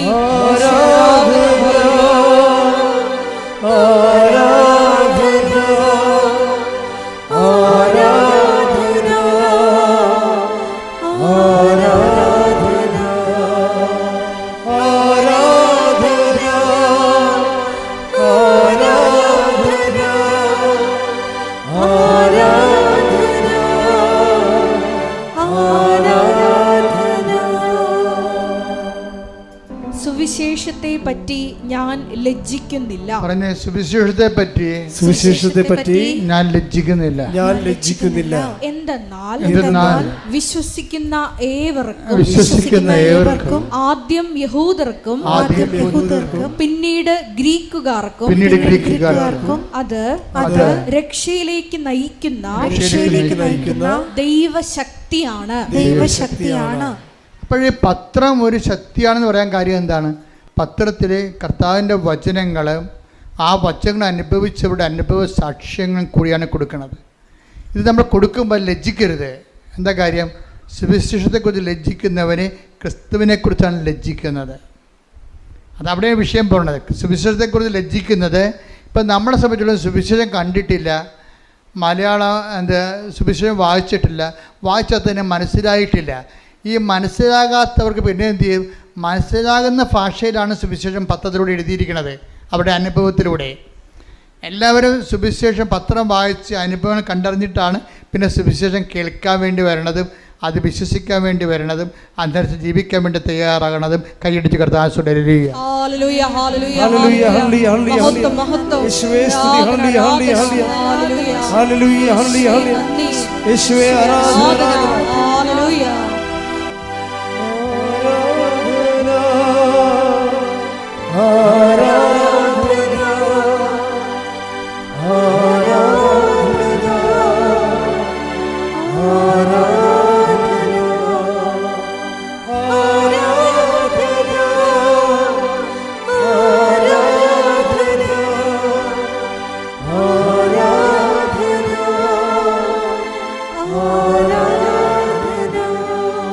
പരിശുദ്ധ പരമദിവ്യകാരുണ്യത്തിന് നേരവും ആരാധനയും സ്തുതിയും പുകഴ്ചയും ഉണ്ടായിരിക്കട്ടെ. പരിശുദ്ധ പരമദിവ്യകാരുണ്യത്തിന് നേരവും ആരാധനയും സ്തുതിയും പുകഴ്ചയും ഉണ്ടായിരിക്കട്ടെ. അപ്പോൾ ഇതോടുകൂടി അച്ഛൻ്റെ വർക്ക് ആത്മാർത്ഥമാണ് ദൈവത്തിന് തോന്നിയപ്പോഴേ രണ്ട് കാര്യങ്ങൾ കൂടി അച്ഛന് ചെയ്ത് കൊടുത്ത്. അതായത് അച്ഛന് ഭയങ്കര ജോയിൻറ്റ് പെയിൻസ് ആയിരുന്നു. ആ ജോയിൻറ്റ് പെയിൻസ് ചെന്നപാടെ തന്നെ പോയി. അച്ഛൻ നടക്കാനോ എടുക്കാനോ പാടില്ലാത്ത വിധത്തിലുള്ള ജോയിൻറ്റ് പെയിൻസാണ്. ആ ജോയിൻറ്റ് പെയിൻസ് വെച്ചുകൊണ്ടാണ് കർത്താവ് ഈ പത്രമൊക്കെ അച്ഛൻ വിതരണം ചെയ്യണതും ആൾക്കാർക്ക് സുവിശേഷ വേല പ്രേക്ഷിത വേല ചെയ്യണത്. അപ്പോൾ അതോട് ജോയിൻറ്റ് പെയിൻസ് മാറി. രണ്ടാമതൊരു കാര്യം കൂടി മാറിയതായിട്ട് അച്ഛൻ പറയുന്നത്, അതായത് ഷുഗറാണ്. 300ഓളം ഉണ്ടായിരുന്ന ഷുഗർ നോർമലായിട്ട് 113 നോർമൽ ആവശ്യമായിരിക്കും. അപ്പോൾ ഇതെല്ലാം ഒരു വ്യക്തികളിൽ, അതായത് നിങ്ങളൊരു അനുഭവം കിട്ടിക്കഴിയുമ്പോൾ പിന്നീട് നിങ്ങൾ പ്രവർത്തനങ്ങളിലും പ്രേക്ഷിത പ്രവർത്തനങ്ങളിൽ കയറി നിൽക്കണം. അപ്പോഴാണ് നിങ്ങൾ സ്റ്റെപ്പായിട്ട് ദൈവം ഓരോ വിഷയങ്ങൾ ഇടപെട്ട് വരണത്. എന്ന് വെച്ച് കഴിഞ്ഞാൽ നമ്മൾ പ്രാവർത്തനത്തിന് ആനുപാതികമായിരിക്കും ദൈവാനുഭവം എന്ന് ഞാൻ പറയുകയല്ല. അച്ഛൻ്റെ അനുഭവങ്ങൾ നിങ്ങൾക്ക് പകർന്നു നൽകുകയാണ്. അച്ഛൻ്റെ അനുഭവം ഇതാണ്. ഇതുപോലെ അനുഭവമുള്ള ആയിരങ്ങളുണ്ട്. അവരുടെ സാക്ഷ്യങ്ങളാണ് നമ്മൾ എല്ലാ ദിവസവും കേട്ടുകൊണ്ടിരിക്കുന്നത്. അപ്പോൾ സാക്ഷ്യം എന്ന് പറയണത് തന്നെ അതുപോലെ തന്നെ അപ്പോൾ എപ്പോഴും നിങ്ങൾ ചെയ്യേണ്ടത്, ഞാനിപ്പോൾ എന്നെ കാണാൻ വരുന്നവരോട് പറയും, നിങ്ങൾ ഇന്ന് മുതൽ എന്നെ സുവിശേഷത്തിൻ്റെ സാക്ഷിയാക്കണമെന്ന് പ്രാർത്ഥിക്കണമെന്ന് പറയും. കാര്യം വെച്ചാൽ ദൈവത്തിൻ്റെ ഇൻട്രസ്റ്റ് കൂടി കവർ ചെയ്തുകൊണ്ടാണ് ഞാൻ ആ ഉപദേശം കൊടുക്കുന്നത്. അല്ല തീഷ്ണമായി പ്രാർത്ഥിക്കണമെന്നല്ല പറയണത്. എന്നെ കാണാൻ വന്നവരുടെ കാര്യങ്ങൾ കുറച്ച് മോശം കണ്ടീഷനാണെങ്കിൽ ഞാൻ പറയും, ഇന്ന് മുതൽ നിങ്ങൾ പ്രാർത്ഥിക്കേണ്ടത് സുവിശേഷത്തിൻ്റെ ആ ബോൾ കർത്താവിൻ്റെ കോർട്ടിലോട്ട് ഞാൻ അടിച്ചു മാറ്റണതാണ്. എന്താ കാര്യം? സുവിശേഷത്തിൻ്റെ സാക്ഷിയാക്കണമെന്ന് പറയുമ്പോൾ നിങ്ങളുടെ വിഷയം ആരുടെ വിഷയമാകും? അത് ദൈവത്തിൻ്റെ വിഷയമാകും. ചില കാര്യം അച്ഛനെ കാണാൻ വരുമ്പോൾ എനിക്ക് ഭയങ്കര അവരോട് ദേഷ്യം വരും.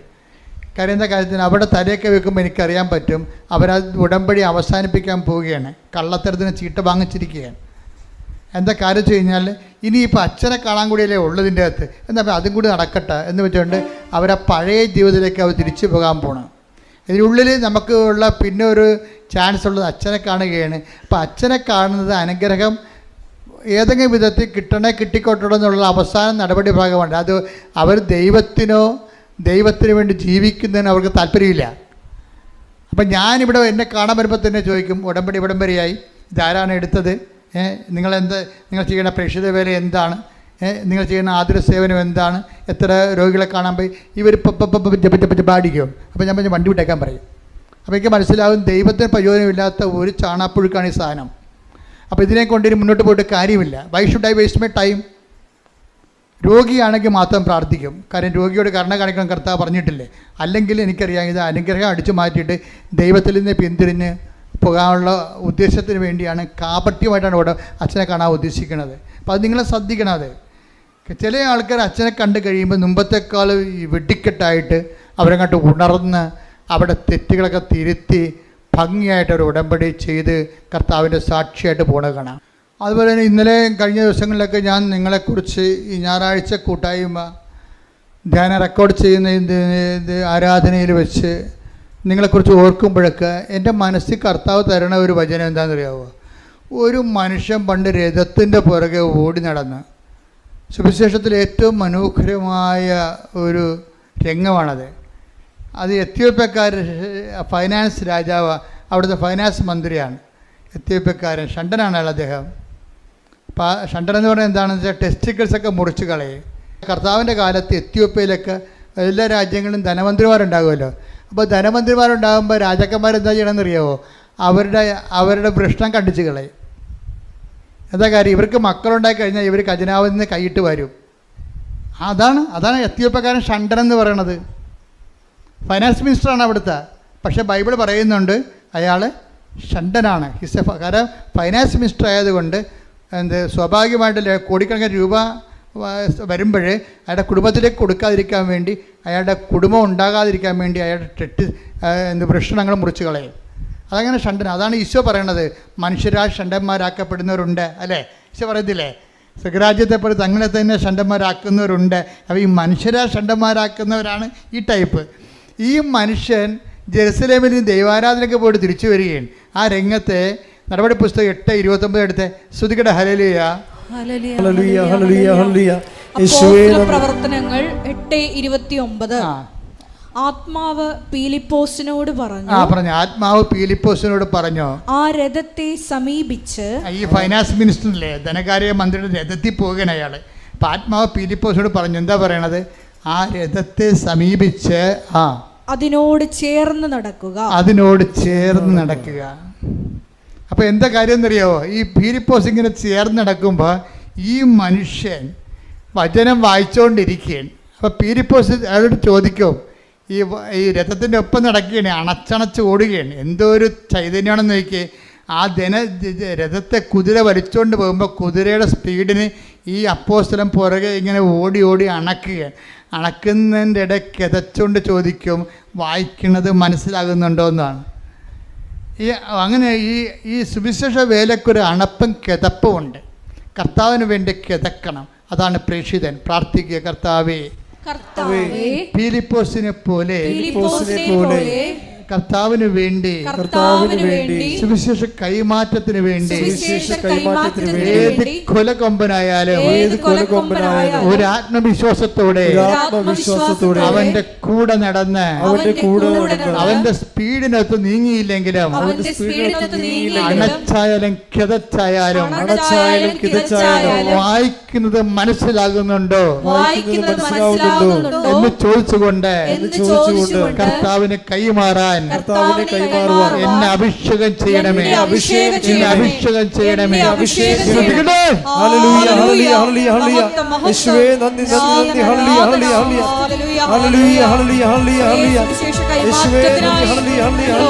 നമ്മ നിയോഗങ്ങൾ എഴുതത്തില്ലേ? അച്ഛൻ എഴുതിയിരിക്കുന്ന ഒന്നാമത്തെ, എന്തുകൊണ്ടാണ് ഇത്രയും വലിയ മാറ്റങ്ങൾ അച്ഛനിലൂടെ സംഭവിച്ചത്? എന്താണ് ഒന്നാമത്തെ ഇൻറ്റൻഷൻ? എന്താണെന്നറിയാവോ? എന്നെ പരിശുദ്ധാത്മാവനാൽ നിറക്കണമേ എന്നാണ്. Praise the Lord. Hallelujah. Hallelujah. അത് ഇതെല്ലാം കേട്ട് മനസ്സിലാക്കിയപ്പോൾ അതിൻ്റെ കുറിഞ്ഞ് എന്താണെന്ന് വെച്ചാൽ മനസ്സിലായി. അച്ഛനെ ഒന്നാമത്തെ നിയോഗമായിട്ട് എഴുതിയിട്ടിരിക്കണത് എന്താണ്? എന്നെ പരിശുദ്ധാത്മാവ് നിറക്കണമേ. അതെന്താണ്? ദൈവനിയോഗമാണ്, ദൈവത്തിൻ്റെ നിയോഗമാണ്. ഉടമ്പടിയിൽ ഇന്ന് ഞാൻ രാവിലെ ഒരു അച്ഛനോട് സംസാരിച്ചെന്ന് പറഞ്ഞല്ലേ, സേലാംകുളം അച്ഛൻ്റെ സാക്ഷ്യത്തിൻ്റെ ബേസ്മെൻറ്റിലാണ് ഞാൻ ഈ രാവിലെ അച്ഛനോട് സംസാരിച്ചത്. അച്ഛനോട് പറഞ്ഞ, അച്ഛാ, ഉടമ്പടിയിലെ നിയോഗങ്ങൾ തന്നെ രണ്ട് വിധമുണ്ട്. മനുഷ്യ നിയോഗങ്ങളുണ്ട്, ദൈവനിയോഗങ്ങളുണ്ട്. നമ്മളെല്ലാം മനുഷ്യ നിയോഗങ്ങൾ എഴുതിയിരുന്നതുകൊണ്ടാണ് ഈ ഉടമ്പടി പലപ്പോഴും താമസിക്കുന്നത്. അപ്പോൾ ദൈവത്തിന് കൂടി ആ ടേക്കപ്പ് ചെയ്യാനുള്ള കണ്ടൻറ്റ് വൈസ് അതിൻ്റെ അകത്ത് കറക്റ്റാണെങ്കിൽ ഇത് പെട്ടെന്ന് ദൈവത്തിന് നിങ്ങൾ ഉടമ്പടി ഇടുമ്പോൾ അപ്പോൾ തന്നെ ദൈവത്തിന് ഇതുകൊണ്ട് എന്ത് പ്രയോജനം നിങ്ങൾ തന്നെ ചോദിക്കണം നിങ്ങളോട്. മനസ്സിലായില്ലേ? നിങ്ങൾ ILTC പഠനം പുരാടം വിൽക്കണം, കല്യാണം കഴിക്കണം എന്നൊക്കെ പറയുമ്പോഴേ അപ്പോൾ ദൈവത്തിന് ചോദ്യം ചോദിക്കാനുള്ള പൊസിഷൻ ഉണ്ടല്ലോ, ഇതുകൊണ്ട് എന്താണ് സ്വർഗത്തിന് പ്രയോജനമെന്ന്. അപ്പോൾ 0 ബെനിഫിറ്റ്സ് ആണെങ്കിൽ പിന്നെ why should God take up your matter? അതാ പ്രശ്നം. അതിനെ ചെക്ക് വെച്ചുകൊണ്ടാണ് അച്ഛൻ എഴുതിയിരിക്കുന്നത്. രണ്ടാമത് അച്ഛൻ നിയോഗം എന്താണെന്നറിയാമോ? വിശ്വാസത്തോടെയും. അപ്പം അച്ഛനല്ലേ എന്നിട്ട് എഴുതിയിരിക്കുന്നത് എന്താണ്? നല്ല വിശ്വാസത്തോടെയും വിശ്വസ്തയോടെയും ജീവിക്കാൻ അനുഗ്രഹിക്കണമെന്ന്. Praise the Lord. അതാണ് അതായത് വിശ്വസ്തത എന്ന് പറയണത്. ഇപ്പം നിങ്ങൾ വിവാഹ ജീവിതം നയിക്കുന്ന ആൾക്കാരാണ്. വിവാഹ ജീവിതം നയിക്കുന്ന കഴിഞ്ഞ ദിവസങ്ങളിൽ ഞാനും അലക്സച്ചനും കൂടി ഒരു വീട്ടിൽ പോയി. ഇപ്പം ഞങ്ങളെ കുറേ സഹായിക്കുന്ന ആൾക്കാരാണ്. പ്രത്യേകിച്ച് നമ്മുടെ സ്ഥലങ്ങളൊക്കെ ഒന്ന് നിരത്താനൊക്കെ അങ്ങനെയൊക്കെ കുറേ JCB ഉണ്ട്. 2005 ബന്ധമാണ്. ഇപ്പം മകളെ കല്യാണത്തിൻ്റെ സമയപ്പോൾ കല്യാണത്തിന് വിളിച്ചപ്പോൾ കല്യാണത്തിന് പോകാനൊന്നും പറ്റത്തില്ല. അതുകൊണ്ട് ജസ്റ്റ് സമയം കിട്ടിയപ്പോൾ ആ വീടൊന്ന് പ്രാർത്ഥിക്കാൻ പോയി. അപ്പം ഞാൻ ആ മകളോട് പ്രാർത്ഥിച്ച് കഴിഞ്ഞ് കെട്ടാൻ പോണ പെണ്ണിനോട് അടുത്ത് വിളിച്ചിട്ട് പറഞ്ഞ്, അതായത് ഇതെന്ന് പറയണത് നമുക്ക് ഇപ്പോഴേ എല്ലാ ആൾക്കാർക്കും ഒരു ടൈം കഴിഞ്ഞ് കഴിഞ്ഞാൽ ഇതിൻ്റെ മണവും ഗുണവും മാറണമെങ്കിൽ, പണ്ട് കല്യാണത്തിന് മണവും ഗുണവും മാറണമെങ്കിൽ 5 കൊല്ലം എടുക്കും. ഇന്ന് 5 ദിവസം മതി ഇത് മാറാൻ. അത്രയേ ഉള്ളൂ. ടൈം എന്ത് കുറഞ്ഞു. മണവും ഗുണമെന്നൊക്കെ പറയുന്നത് നാട്ടുകാരുടെ ഭാഷയാണത് കേട്ടോ. അത് നമ്മളെ പിടിച്ചു നിർത്തുന്ന ആകർഷകമായ അട്രാക്റ്റീവ്നെസ്, അതാണ് മണവും ഗുണവും എന്ന് പറയുന്നത്. പണ്ടത്തെ അമ്മാമ്മമാരുടെ ഭാഷ. കല്യാണത്തിന് മണവും ഗുണമൊക്കെ മാറണമെങ്കിൽ പണ്ട് 5 കൊല്ലമൊക്കെ എടുക്കുമായിരുന്നു. ഇപ്പം 5 ദിവസം എടുത്താൽ മതി. അതിൻ്റെ കാരണം എന്താ? അതുകൊണ്ട് തന്നെ ഇത് ഡേഞ്ചറസ് പോയിൻ്റാണ്. പിരിയുന്നവർക്ക് പിരിയാൻ ഒരുപാട് കാരണങ്ങളുണ്ട്. പിരിയാതിരിക്കാൻ ഒറ്റ കാര്യമേ ഉള്ളൂ. എന്താണ്? ക്രിസ്തുവിൻ്റെ നാമത്തിലാണ് ഞാൻ ജീവിത പങ്കാളിയെ സ്വീകരിച്ചിരിക്കുന്നത്. Praise the Lord. ഹല്ലേലൂയ. അപ്പോൾ അവൻ്റെ നാമത്തിലാകുമ്പോൾ വിശ്വസ്തത ഇതിൻ്റെ മെയിൻ സംഭവമാണ്. ഉടമ്പടി വർക്ക് ചെയ്യണത് വിശ്വാസമല്ലേ? നിങ്ങളെ ആൾക്ക് തെറ്റിദ്ധരിച്ചിട്ടാണ്. വിശ്വാസമില്ലാതെ നമ്മൾ ഇവിടം വരെ വരുമോ? ഇനി തിരിച്ചു പോകണത് എന്താണ്? വിശ്വസ്തതയിൽ വളരാനാണ് തിരിച്ചു പോണത്, വിശ്വാസം വളരാനല്ല. നിങ്ങൾ വരണത് വിശ്വാസത്തിൽ ആണ് പോണത് വിശ്വസ്തതയിൽ വളരാനാണ് പോണത്. എന്താണ്? നിങ്ങൾ ഒരാളെ കൂടി ചേർത്തിട്ടുണ്ട്. ആരാണ്? ബയലാറ്ററൽ എഗ്രിമെൻ്റാണ്. കർത്താവുമായിട്ട് നിങ്ങൾ ഉഭയകക്ഷി സമ്മതമാണ്. ഇനി നിങ്ങൾ തമ്മിലുള്ള വിശ്വസ്തതയുടെ പോയിൻ്റുണ്ട്. അപ്പോൾ വിശ്വസ്തത എന്ന് പറയേണ്ടത് അത് എല്ലാ ജീവിതത്തിലും ദൈവവുമായിട്ടുള്ള എല്ലാ കല്യാണത്തിലുള്ള വിശ്വസ്തത എന്താണ്? ദൈവം യോജിപ്പിച്ചത് കൊണ്ടാണ് നമ്മൾ അത് മനുഷ്യൻ വേർപിരിക്കരുതെന്ന് പറയണത്. ദൈവം യോജിപ്പിച്ചത് കൊണ്ടാണ്. ഇപ്പം PR ഉണ്ടാകുന്ന അവിടെ ചെന്ന് അമേരിക്ക ചെന്ന് പറഞ്ഞ് ഇയാൾക്ക് PR ഇല്ല എന്ന് പറഞ്ഞുകൊണ്ട് അവൾ ഉടനെ അടുത്ത ടിക്കറ്റ് എടുത്ത് നാട്ടിലോട്ട് പോകുന്നു. അവൾക്ക് PR ഇല്ല. PR എന്ന് പറഞ്ഞാൽ ഉടനെ പിരിയണേ. ഇതൊക്കെ അപ്പം നീ എന്തിനാണ് കർത്താവിൻ്റെ തിരുസന്നിധിയിൽ വന്ന് നിന്നത്? ഇയാൾക്ക് PR ഉണ്ട്, അതുകൊണ്ട് കല്യാണം കഴിക്കണം എന്നാണ് പറയണത്. അപ്പം ഇങ്ങനെയുള്ള കാപഠ്യ മുഖങ്ങളുണ്ട്. ഒരു കാര്യം ഞാൻ നിങ്ങളോട് പറഞ്ഞേക്കാം, ഒന്നുറങ്ങിയ നേരം വെളുക്കത്തില്ല. നിങ്ങൾ ദൈവത്തിനെ വഞ്ചിച്ച് സാമ്പത്തികമായ വയറ്റിപ്പിഴപ്പിൻ്റെ പേരിലാണ് വിവാഹിതരായെങ്കിൽ, ഒരു വ്യക്തി ദൈവത്തിനെ അറിഞ്ഞ വ്യക്തി ജീവിക്കുമ്പോഴേ കുറച്ച് പേയ്മെൻ്റ് ഉണ്ട് ഇതിൻ്റെ അകത്ത്. നിങ്ങൾ ഓർക്കരുത്, ഇത് ഈ കുരിശുരൂപം എന്തിനാണ്? ഞാൻ എല്ലാവരും കുരിശുരൂപം വേണ്ട, കുരിശ് മതി എന്നൊക്കെ പറഞ്ഞുകൊണ്ട് കുരിശുരൂപം വേണ്ടെന്നൊക്കെ പറയുമ്പോഴും ഞാൻ എന്താണ് വലിയ കർത്താവിന് ഇങ്ങനെ കുരിശ് തറച്ച് അൾത്താറയിൽ ഇങ്ങനെ അടുപ്പിച്ച് വെച്ചിരിക്കുന്നത് എന്തിനാണ്? പേയ്മെൻ്റാണിത്. ക്രിസ്തുവുമായിട്ട് നിങ്ങൾ മുന്നോട്ട് പോകാൻ ഉദ്ദേശിക്കുന്നുണ്ടെങ്കിൽ ആ യാത്ര ആലപ്പുഴ വരെ അല്ല, അതെവിടെയാണ്? നിത്യത വരെയാണ്. നിത്യത വരെയുള്ള യാത്രയ്ക്ക് പേയ്മെൻ്റ് ഉണ്ടെന്നാണ് ഈശോ പറഞ്ഞത്. ചില പ്രയാസങ്ങളും ചില പീഡാസഹനങ്ങളും ഈ ജീവിതത്തിൽ വരുമ്പോഴേ ക്രിസ്തുവിൻ്റെ നാമത്തിലെടുക്കുന്നതാണ് വിശ്വസ്തത എന്ന് പറയുന്നത്. വിശ്വസ്തത എന്ന് പറയുന്നത് എന്താണ്? നിങ്ങൾ അങ്ങോട്ടും ഇങ്ങോട്ടും എടുക്കുന്ന വിശ്വസ്തതയല്ല. നിങ്ങൾ വ്യക്തികൾ തമ്മിൽ അങ്ങോട്ടും ഇങ്ങോട്ടും കാണിക്കുന്ന വിശ്വസ്തതയല്ല, മറിച്ച് എന്താണ്, നിങ്ങൾ ദൈവത്തിൻ്റെ മുമ്പിൽ ദൈവത്തിൻ്റെ നാമത്തിൽ എടുത്തിട്ടുള്ളത് കൊണ്ടാണ് വിശ്വസ്തത എന്ന് പറയണത്. അതുകൊണ്ട് ദൈവത്തിൻ്റെ നാമം എന്ന് പറയുമ്പോൾ നിങ്ങൾ നിത്യത വരെയാണ് സംരക്ഷിക്കണത്, നിത്യത വരെയാണ് സംരക്ഷിക്കണത്. നിങ്ങളൊരു കൊച്ചു ജനിച്ച് കഴിയുമ്പോൾ നിങ്ങൾ കണ്ണീരോടെ അതിൻ്റെ ജ്ഞാനസ്ഥാന സമയത്ത് മുട്ടുകുത്തി കർത്താവിനോട് പറയണം, ഈ കുഞ്ഞിനെ വളർത്തി പുണ്യവതിയാക്കി പുണ്യവാനാക്കി വിവാഹം കഴിപ്പിക്കാൻ വേണ്ടി ആൾക്കാരെ വരുമ്പോൾ അന്ന് ഞങ്ങൾ രണ്ടുപേരും കർത്താവിൻ്റെ മുമ്പിൽ ഒരുമിച്ചുണ്ടാകണമെന്ന്. മനസ്സിലായില്ലേ? കർത്താവ് ഇവിടെ വരുമ്പോൾ അപ്പനെ കാണാനില്ല, അപ്പൻ ഡൈവേഴ്സിലാണ്, അമ്മയെ കാണാനില്ല, അമ്മ ഡൈവേഴ്സിലാണ്, വേറെ ഒരുത്തരും ഇവിടെ പൊറുക്കുകയാണ്. അങ്ങനെ വന്നു കഴിഞ്ഞാൽ പിന്നെ നിങ്ങൾക്ക് എന്തെങ്കിലും ആൾക്കാരെ വരാൻ കാര്യം?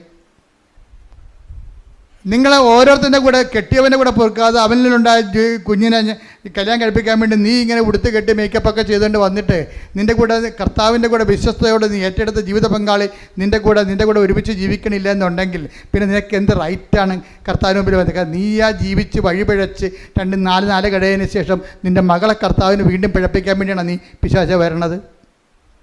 ഇത് ഒരു നടക്ക് പോകത്തില്ല. നിങ്ങളോട് പലരും പല രീതിയിൽ പറയും, അതൊക്കെ കുഴപ്പമൊന്നുമില്ല, ഈ കാലത്തിൻ്റെ ഒപ്പം അനുസരിച്ച് പോകും, മനുഷ്യന് ജീവിതമാണ് വലുത്, ഒരു ജീവിതമേ ഉള്ളെന്നൊക്കെ പറയും. ഓർക്കുക, ഇതൊക്കെ ഇങ്ങനെയുള്ള പഴം വർത്തമാനങ്ങൾ, ഒരു ജീവിതമേ ഉള്ളെന്നും പറഞ്ഞുകൊണ്ട് എന്തുമാത്രം പേരുടെ നിത്യജീവിതം പിശാച് അവതാളത്തിലാക്കിയിട്ടുണ്ടെന്ന് അറിയാവോ? ഒരു ജീവിതമേ ഉള്ളൂ എന്നും പറഞ്ഞുകൊണ്ട് പിശാച് ഈ എത്രയോ മനുഷ്യരുടെ നിത്യജീവിതം അവതാളത്തിലാക്കിയിട്ടുണ്ടെന്നുള്ളത് വിവേചിച്ച് മനസ്സിലാക്കണമെങ്കിൽ കുറഞ്ഞ പക്ഷം ഒരു മിനിമം ഹോളി സ്പിരിറ്റ് വേണം. അതുകൊണ്ടാണ് അച്ഛൻ എഴുതിയിരിക്കുന്നത്, എനിക്ക് പരിശുദ്ധാത്മ നൽകണമേ, നിറക്കണമേ, നിലനിർത്തണമേ എന്ന് പ്രാർത്ഥിക്കുന്നത്. കാര്യം ഒരു ജീവിതമേ ഉള്ളൂ എന്ന് നമ്മൾ പറയുന്നത് ആരാണ്? കർത്താവ് പണ്ട് ഒരു അന്ധനെ സുഖപ്പെടുത്തിയില്ലേ? അത് വായിച്ചോളൂ, മർക്കോസിന്റെ സുവിശേഷത്തിൽ 8:22. ശ്രുതികട്ടെ ഹല്ലേലൂയ ഹല്ലേലൂയ ഹല്ലേലൂയ യേശുവേ നന്ദി, hallelujah hallelujah hallelujah hallelujah hallelujah യേശുവേ സ്തുതി, ഹല്ലേലൂയ. മർക്കോസ് 8:22, 23, 24, 25, 26 വായിച്ച് ശ്രുതികട്ടെ ഹല്ലേലൂയ ഹല്ലേലൂയ ഹല്ലേലൂയ. പിന്നീട് അവൻ ബെത്സയിദയിലെത്തി. കുറെ പേർ ഒരു അന്ധനെ കണ്ണുകാണാൻ മനുഷ്യനെ അന്ധനെ അവന്റെ അടുത്ത് കൊണ്ടുവന്ന് അവനെ സ്പർശിക്കണമെന്ന് യേശുവിനോട് അപേക്ഷിച്ചു.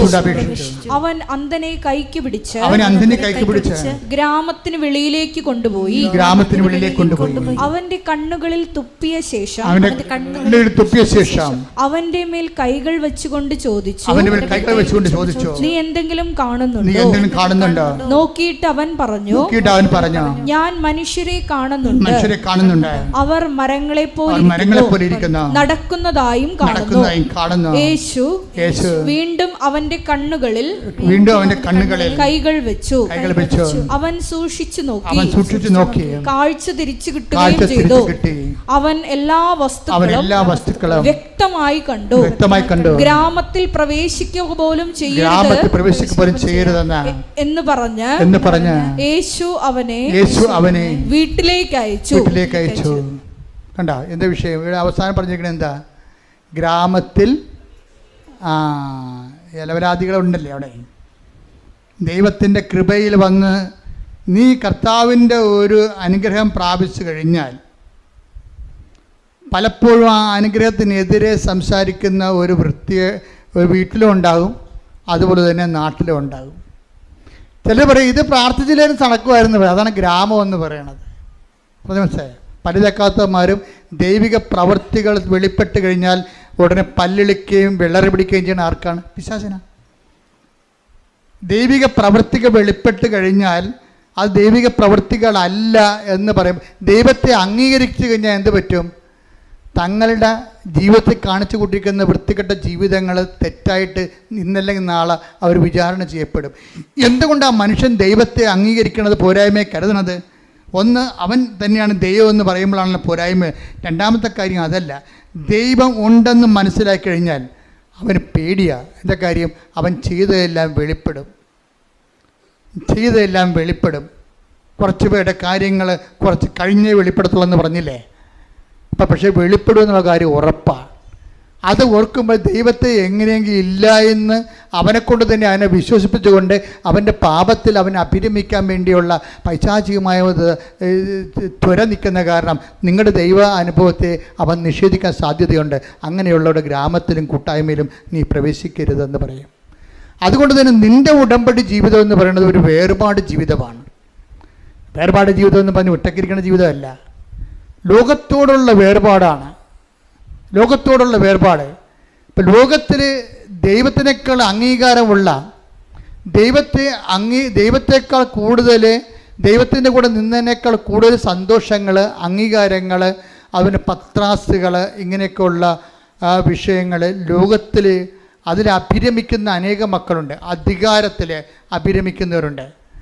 അവർ ആ കാര്യത്തിലെല്ലാം അവർ ആ വിഷയത്തിൽ സെക്യൂറാണ്. അപ്പോൾ ദൈവത്തെ സ്വീകരിച്ചു കഴിഞ്ഞാൽ അവർക്ക് ഉടനെ ഒരു ഫ്രസ്ട്രേഷൻ വരും.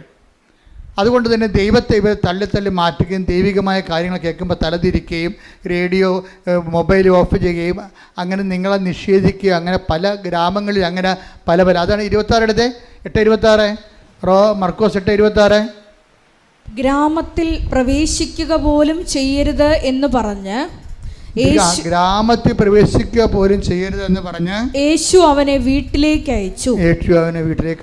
എന്ന് വെച്ച് കഴിഞ്ഞാലേ, നിങ്ങൾ ഉടമ്പടി എടുത്തതിന് ശേഷം ഒരു വേർപാട് ജീവിതമുണ്ട് ഇതിൻ്റെ അകത്ത്. അതുകൊണ്ടാണ് ഉടമ്പടിയിൽ നമ്മൾ ആൾക്കാർ വീണ് പോണത്. ഈ വേർപാട് ജീവിതം ആൾക്കാർക്ക് പല ആൾക്കാർക്കും അറിയത്തില്ല അതിനെക്കുറിച്ച്. അതറിയണമെന്നുണ്ടെങ്കിൽ ബൈബിളിൻ്റെ മുഴുവൻ വചനങ്ങളിലെല്ലാം ഈ വേർപാട് ജീവിതത്തെക്കുറിച്ച് പറയുന്നുണ്ട്. അതായത് ദൈവത്തിൽ നിരക്കാത്ത ജീവിത രീതികളും മനോഭാവങ്ങളും നിലപാടുകളും നയങ്ങളും ഒക്കെ സൂക്ഷിക്കുന്ന ആൾക്കാരിൽ നിന്ന് ഒരു കീപ്പ് എ റെസ്പെക്റ്റബിൾ ഡിസ്റ്റൻസ്. അത് ആദിമസഭയുടെ നിലപാടാണത്. മർക്കോസ് യാക്കോബിൻ്റെ 4:4 എടുത്ത് ശ്രുതിക്കട്ടെ. ഹല്ലേലൂയ, ഹല്ലേലൂയ, യേശുവേ നന്ദി. Hallelujah, hallelujah, hallelujah, hallelujah, hallelujah, hallelujah.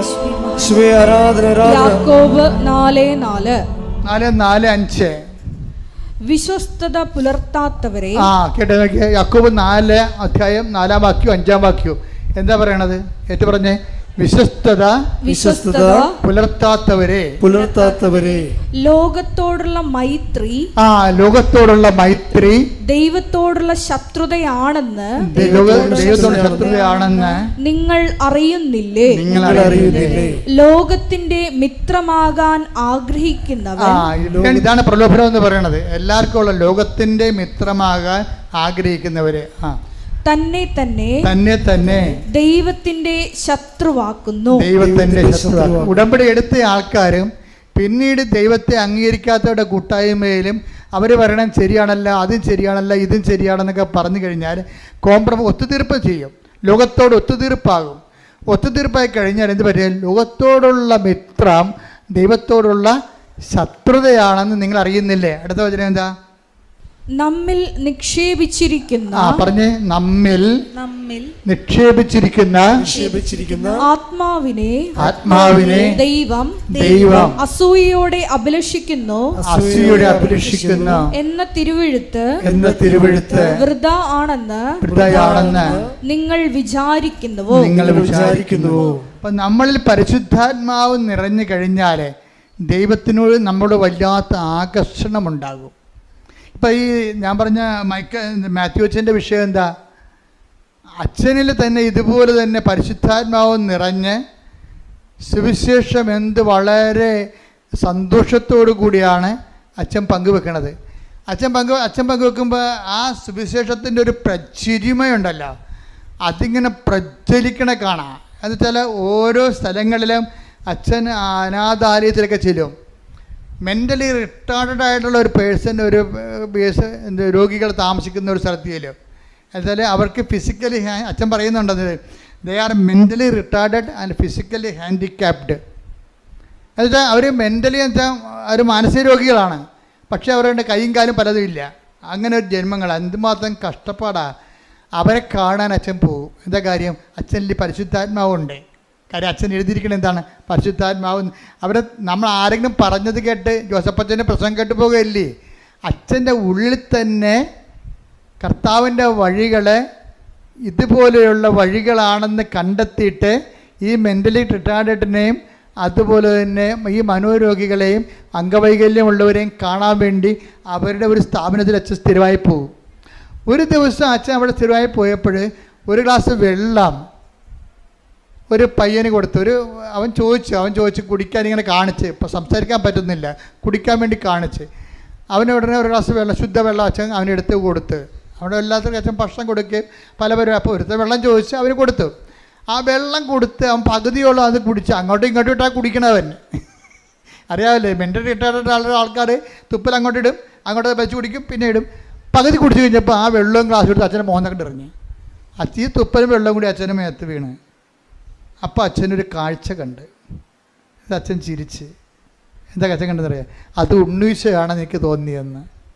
Hallelujah, hallelujah, hallelujah. അതാണ് മൂന്നാം കാഴ്ച എന്ന് പറയുന്നത്. ഉടമ്പടിയുടെ മൂന്നാം കാഴ്ച എന്ന് പറയും. അതായത് നമ്മളെ ശിക്ഷിക്കുന്നവരും നമ്മൾ അനുഗ്രഹിക്കുമ്പോൾ തന്നെ നമ്മളെ ശിക്ഷിക്കുന്നവരുണ്ട്. നമ്മളെ സഹായിക്കുമ്പോൾ തന്നെ നമ്മളെക്കുറിച്ച് മോശം പറഞ്ഞു പരത്തുന്നവരുണ്ട്. അപ്പം അങ്ങനെ ഉള്ളവരെയൊക്കെ കാണുന്നതിന് വേറെ ഒരു കാഴ്ചയുണ്ട്. അതെന്താ വെച്ച് കഴിഞ്ഞാൽ, നമ്മൾക്ക് ഇപ്പം തന്നെ ഈ കർത്താവ് ഇവനോട് ചോദിക്കണം, 23 എടുത്തേ, 8:23 എടുത്തേ, അതിൻ്റെ മർക്കോസിൻ്റെ സുവിശേഷത്തിൽ ഈ അന്ധന് കാഴ്ച നൽകുന്നതിൻ്റെ പ്രോസസ്സ് നോക്കിയാൽ മനസ്സിലാവത്. ശ്രദ്ധിക്കട്ടെ. Hallelujah, hallelujah, hallelujah. അവൻ അന്ധനെ കൈക്ക് പിടിച്ച് ഗ്രാമത്തിന് വെളിയിലേക്ക് കൊണ്ടുപോയി അവന്റെ കണ്ണുകളിൽ തുപ്പിയ ശേഷം അവന്റെ മേൽ കൈകൾ വെച്ചുകൊണ്ട് ചോദിച്ചു, നീ എന്തെങ്കിലും കാണുന്നുണ്ടോ? നോക്കിയിട്ട് അവൻ പറഞ്ഞു, ഞാൻ മനുഷ്യരെ കാണുന്നുണ്ട്. അവർ മരങ്ങളെ പോലിരിക്കുന്നു. നടക്കുന്നതായും കാണുന്നു. അപ്പം ഇവൻ്റെ ഒന്നാം കാഴ്ച എന്ന് വെച്ചാൽ ഇവൻ്റെ കണ്ണുകളിലെ, ഈ അന്ധൻ്റെ കണ്ണുകളിലെ, ഇവൻ ജന്മനാന്തനൊന്നും അല്ലെന്ന് തോന്നണം. എന്താ കാര്യം? ഇയാൾ മരത്തെ കാണുന്നുണ്ടെന്ന്, മരത്തെ അയാൾ കാണുന്നുണ്ടല്ലോ. പണ്ട് ഇയാൾ മരത്തെ കണ്ടിട്ടുണ്ടെന്ന് അർത്ഥം. ഏതോ കാലത്ത് വെച്ച് കാഴ്ച പോയ ആളാണ്. മരത്തെയൊക്കെ വെച്ചൊക്കെ പുള്ളിക്ക് അറിയാം ശരിക്കും. അപ്പോൾ അയാൾ ആദ്യത്തെ കാഴ്ച കർത്താവ് തുപ്പൽ തൊട്ട് ഇവൻ്റെ കണ്ണിൽ വെച്ച്, അത് ഒരു പാരമ്പര്യ ചികിത്സയാണ്. പാരമ്പര്യ ചികിത്സ എന്ന് വെച്ചാൽ അന്നത്തെ ആൾക്കാരൊക്കെ ചെയ്തുകൊണ്ടിരുന്ന, ഈ മിഡിൽ ഈസ്റ്റിലൊക്കെ ചെയ്തുകൊണ്ടിരുന്ന ഒരു സാധാരണ നാട്ടുമരുന്നല്ലേ, വീട്ടുമരുന്നതൊക്കെ പറഞ്ഞ പോലെ ഒരു പാരമ്പര്യ പരിപാടിയാണ് അത്. കർത്താവ് ഇവന് വേണ്ടി എന്തോ ചെയ്യുന്നു. അതാണ് ടൈലറിൻ്റെയൊക്കെ ഭയങ്കര വ്യാഖ്യാനങ്ങളുണ്ട് ഇതിനെക്കുറിച്ച്. കർത്താവ് ഇവന് വേണ്ടി എന്തോ ചെയ്യുന്നു എന്നുള്ള അവനെ ബോധ്യപ്പെടുത്തുന്നതല്ല. അവർ ഈ കയ്യപ്പ് പ്രാർത്ഥനയും കർത്താവിൻ്റെ കാഴ്ചപ്പെടുത്തലൊന്നും ദൈവിക പ്രവർത്തനത്തെക്കുറിച്ചൊന്നും ഹി ഡസൻ നോ എനിത്തിങ്. അതൊക്കെ മുമ്പ് മറ്റ് പ്രവർത്തനങ്ങൾ അത്രയ്ക്ക് അർത്ഥവത്തല്ലെന്ന് ഇവനെ ബോധ്യപ്പെടുത്തുന്നുണ്ടെങ്കിൽ മറ്റ് മീഡിയംസ് ഉപയോഗിക്കണം. അതിന് കർത്താവ് മറ്റ് മീഡിയംസ് ഉപയോഗിച്ചിട്ട് ഇവനെ ഹീൽ ചെയ്യാൻ ഇവനെ ബോധ്യപ്പെടുത്തുകയാണ്. പക്ഷെ അവൻ പറയുന്നത് കാണുന്നുണ്ട്. പക്ഷേ എന്താ കാണുന്നത്? ഞാൻ മനുഷ്യരൊക്കെ തന്നെ കാണുന്നത്, പക്ഷേ എല്ലാം എങ്ങനെ ഇരിക്കണേ? മരങ്ങളെപ്പോലെ ഇരിക്കണം എന്നാണ് പറയണം. മരങ്ങളെപ്പോലെ ഇരിക്കണം. അപ്പോൾ അത് കഴിഞ്ഞിട്ട് വീണ്ടും ഈശോ തുപ്പലൊന്നും ഇല്ലാതെ ഡയറക്റ്റായിട്ട് കർത്താവിൻ്റെ ശക്തിമുദ്ര അവൻ്റെ കണ്ണുകളിൽ കൈവച്ചിട്ട് പ്രാർത്ഥിക്കും. എന്നിട്ട് പറയും, നീ കണ്ണ് തുറന്നതെന്ന് പറയുമ്പോൾ ഞാനിപ്പോഴെല്ലാം അവൻ പറയും, എന്താ പറയണത്? വ്യക്തമായി കാണുന്നുണ്ടെന്ന് പറയും. അപ്പോഴാണ് ഇവൻ പറയണത്, ഇനിയും കാഴ്ചകൾ നീ കാണും. കാര്യം എന്താ? ഇതൊരു പ്രോസസ്സാണ്. ഇനിയും പ്രോസസ്സാണ്. ഇപ്പോൾ അച്ഛൻ കാഴ്ച കണ്ടില്ലേ? തുപ്പലും വെള്ളമായിട്ട് അച്ഛനെ മോന്തക്കിട്ട് എറിഞ്ഞപ്പോഴേ അത് കുഞ്ഞാണ്. പക്ഷേ അച്ഛനെ സംബന്ധിച്ചിടത്തോളം അച്ഛൻ എന്താ പറയണത്? അത് ഉണ്ണീശോ അങ്ങനെ കുഞ്ഞും പ്രായത്തിൽ ചെയ്ത പോലെ എനിക്ക് തോന്നിയെന്ന്. അച്ഛൻ ആ കുഞ്ഞിനെ സാന്ത്വനപ്പെടുത്തിയെന്ന്. അതാണ് മൂന്നാം കാഴ്ച. നമ്മളെ ഉപദ്രവിക്കുന്നവരെ ക്രിസ്തുവായിട്ട് കാണുന്നൊരു മൂന്നാം കാഴ്ചയുണ്ട്. ഉടമ്പടി എന്ന് പറഞ്ഞാൽ ഗ്രാമത്തിൽ പ്രവേശിച്ച് കഴിഞ്ഞാൽ നമുക്ക് ഈ കാഴ്ചയൊന്നും കാണാൻ പറ്റത്തില്ല. ഗ്രാമത്തിൽ പ്രവേശിച്ച് കഴിഞ്ഞാൽ ഗ്രാമം പഴയ സാധനമാണ്. അവിടെ നമ്മളെ വീണ്ടും തന്നതുപോലും ഇല്ലായ്മയായിട്ട് അവർ പറയത്തുള്ളൂ. അതുകൊണ്ടാണ് നിൻ്റെ അനുഭവങ്ങളെ ഒരിക്കലും പന്നികളുടെ മുമ്പിൽ വിതരരുതെന്ന് പറയും. അതാണ് പ്രശ്നം. ഗ്രാമത്തിൽ പന്നി ഉണ്ടല്ല. കർത്താവിനെ അറിയാത്തവരും ഉദരം തന്നെ ദൈവമായിട്ടുള്ള ആൾക്കാരുണ്ട്. അപ്പം അവർക്ക് വേറെ ഒന്നും മനസ്സിലാകത്തില്ല. ബുദ്ധിയും യുക്തിയും മാത്രമേ ഉള്ളൂ ലോകത്തെന്ന് പറഞ്ഞിരിക്കുന്നവർ. ബുദ്ധി തന്നെ ദൈവമായിട്ടുള്ളവരുണ്ട്. അവർക്ക് ദൈവത്തിൻ്റെ അടയാളങ്ങൾ മനസ്സിലാവത്തില്ല. അപ്പോൾ അതുകൊണ്ടാണ് പറയണത്, ഇങ്ങനെയുള്ളവരുമായിട്ട് ആവശ്യമില്ലാത്ത തർക്കിക്കാനൊന്നും പോകണ്ടെന്നാണ് പറയണത്. എന്താ കാര്യം? നീയും നിൻ്റെ ദൈവവും ദൈവാനുഭവങ്ങളും അതേക്കുറിച്ച് നിനക്ക് ബോധ്യം കിട്ടിയിട്ടുണ്ടെങ്കിൽ ആ ബോധ്യത്തിൽ നീ എന്താ ചെയ്യേണ്ടത്? ബോധ്യത്തിൽ വളരണം. അപ്പോൾ ഈശോ വളരെ കൃത്യമായ രീതിയിലാണ് പറയുന്നത്. അതായത് നമ്മുടെ വളർച്ച എന്ന് പറയണത് മറ്റ് വ്യക്തികളിലെ, പ്രത്യേകിച്ച് പണ്ട് നമ്മളെ വേദനിപ്പിക്കുകയും നമ്മൾ കേൾക്കുമ്പോൾ വേദനയും ബുദ്ധിമുട്ടും വെറുപ്പും വൈരാഗ്യവും അമർഷവും തോന്നിയിരുന്ന സ്ഥാനത്ത് ദയയും നന്മയും വിശ്വസ്തതയും ആത്മസമയം പോലെ പരിശുദ്ധാത്മാവിൻ്റെ ഫലങ്ങളാൽ പ്രചോദിപ്പിക്കപ്പെടുന്ന ഒരു പെരുമാറ്റ ശൈലി രൂപീകരിച്ച് തോന്നിക്കഴിഞ്ഞാൽ നീ മൂന്നാം കാഴ്ചയിലായി. ഉടമ്പടിയുടെ മൂന്നാം കാഴ്ച. അതാണ് ഗ്രാമത്തിൽ പ്രവേശിക്കരുതെന്ന് പറയുമ്പോഴേ അതിൻ്റെ അർത്ഥം ദൈവത്തിൻ്റെ പക്ഷം ചേർന്ന് ദൈവത്തിൻ്റെ അരൂപിൽ ജീവിക്കണമെന്നാണ്, ജീവിതം തുടരണമെന്നാണ്. അല്ലാതെ 90 ദിവസം കഴിഞ്ഞു ഞാൻ എൻ്റെ ഉടമ്പടി അവസാനിച്ചു ഇനി അച്ഛനെ കണ്ടാൽ മാത്രം മതി എന്ന് പറയരുത്. ഉടമ്പടി അതുക്കും മേലെയാണ്. ശ്രുതിക്കട്ടെ hallelujah. Hallelujah hallelujah hallelujah hallelujah മഹത്വം മഹത്വം ആരാധന ആരാധന ഹല്ലേലൂയ ഹല്ലേലൂയ ഈശോയെ ആരാധന ഹല്ലേലൂയ ഹല്ലേലൂയ മഹത്വം ആരാധന ആരാധന ഹല്ലേലൂയ. എല്ലാവരും എഴുന്നേൽക്കുക. ഈശോയെ ആരാധന ഹല്ലേലൂയ ഹല്ലേലൂയ. സമാപന പ്രാർത്ഥനയ്ക്ക് പ്രവേശിക്കുകയാണ്. രോഗസൗഖ്യ പ്രാർത്ഥനയും ജീവിത ദുരിത തടസ്സങ്ങൾക്കെതിരെയുള്ള ദൈവിക ശക്തിപ്രാർത്ഥനയുടെ സമയമാണ്. Hallelujah hallelujah hallelujah hallelujah hallelujah ഈശോയെ ആരാധന നൽകുവനെ, ഊമന് സംഭാഷണ നൽകുവനെ, ഊമന് സംഭാഷണ ശക്തി നൽകിയവനെ, മഹോരോഗ്യ സുഖപ്പെടുത്തിയവനെ, മഹോദരോഗിയെ സുഖപ്പെടുത്തിയവനെ, തളർവാരോഗ്യ സുഖപ്പെടുത്തിയവനെ, തളർവാദരോഗിയെ സുഖപ്പെടുത്തിയവനെ, മരിച്ചവനെ ഉയർപ്പിച്ചവനെ, മരിച്ചവനെ ഉയർപ്പിച്ചവനെ, നിന്റെ തിരുനാമത്തിന് തിരുനാമത്തിന് സ്തോത്രം ചെയ്യുന്നു. കർത്താവേ, നിന്റെ തിരുമുറിവാർന്ന വലതുകരം, തിരുമുറിവാർന്ന വലതുകരം, അനുഗ്രഹത്തിന്റെ വലതുകരം, ആണിപ്പെടുതാർന്ന അത്ഭുതകരം, നിന്റെ തിരുമുറിവാർന്ന വലതുകരം, അനുഗ്രഹത്തിന്റെ അത്ഭുതകരം, ആണിപ്പെടുതാർന്ന അഭിഷേകരം എന്റെ ശിരസിൽ വെക്കണമേ, എന്റെ ശിരസിൽ വെക്കണമേ. കർത്താവേ, അടിപ്പിണർ പോലെ, വൈകാഘാതം പോലെ ദൈവികമായ ശക്തി, ദൈവികമായ ശക്തി ഉച്ചി മുതല് ഉള്ളംകാല് വരെ പ്രസരിക്കട്ടെ. അത്ഭുത ശക്തി, ദൈവിക ശക്തി ഉച്ച മുതല് ഉള്ളംകാല് വരെ പ്രസരിക്കട്ടെ. ഓൺലൈനിൽ പ്രാർത്ഥിക്കുന്നവരെല്ലാം, ഓൺലൈനിൽ പ്രാർത്ഥിക്കുന്നവരെല്ലാം കർത്താവിന്റെ കൃപ നിറയട്ടെ, കർത്താവിന്റെ കൃപ നിറയട്ടെ. ശരീരത്തിന് മുഴകള്, ശരീരത്തിലെ സിസ്റ്റുകള് യേശുവിന്റെ നാമത്തിൽ, യേശുവിന്റെ നാമത്തിൽ ഇപ്പോഴും അപ്രത്യക്ഷമാകട്ടെ. ക്യാൻസർ രോഗികള്, കരൾ രോഗികള്, തൈറോയ്ഡ് രോഗികള്, ട്രാൻസ്ലേറ്റ് രോഗികള്, സ്പോണ്ടിലോസിസ് രോഗികള്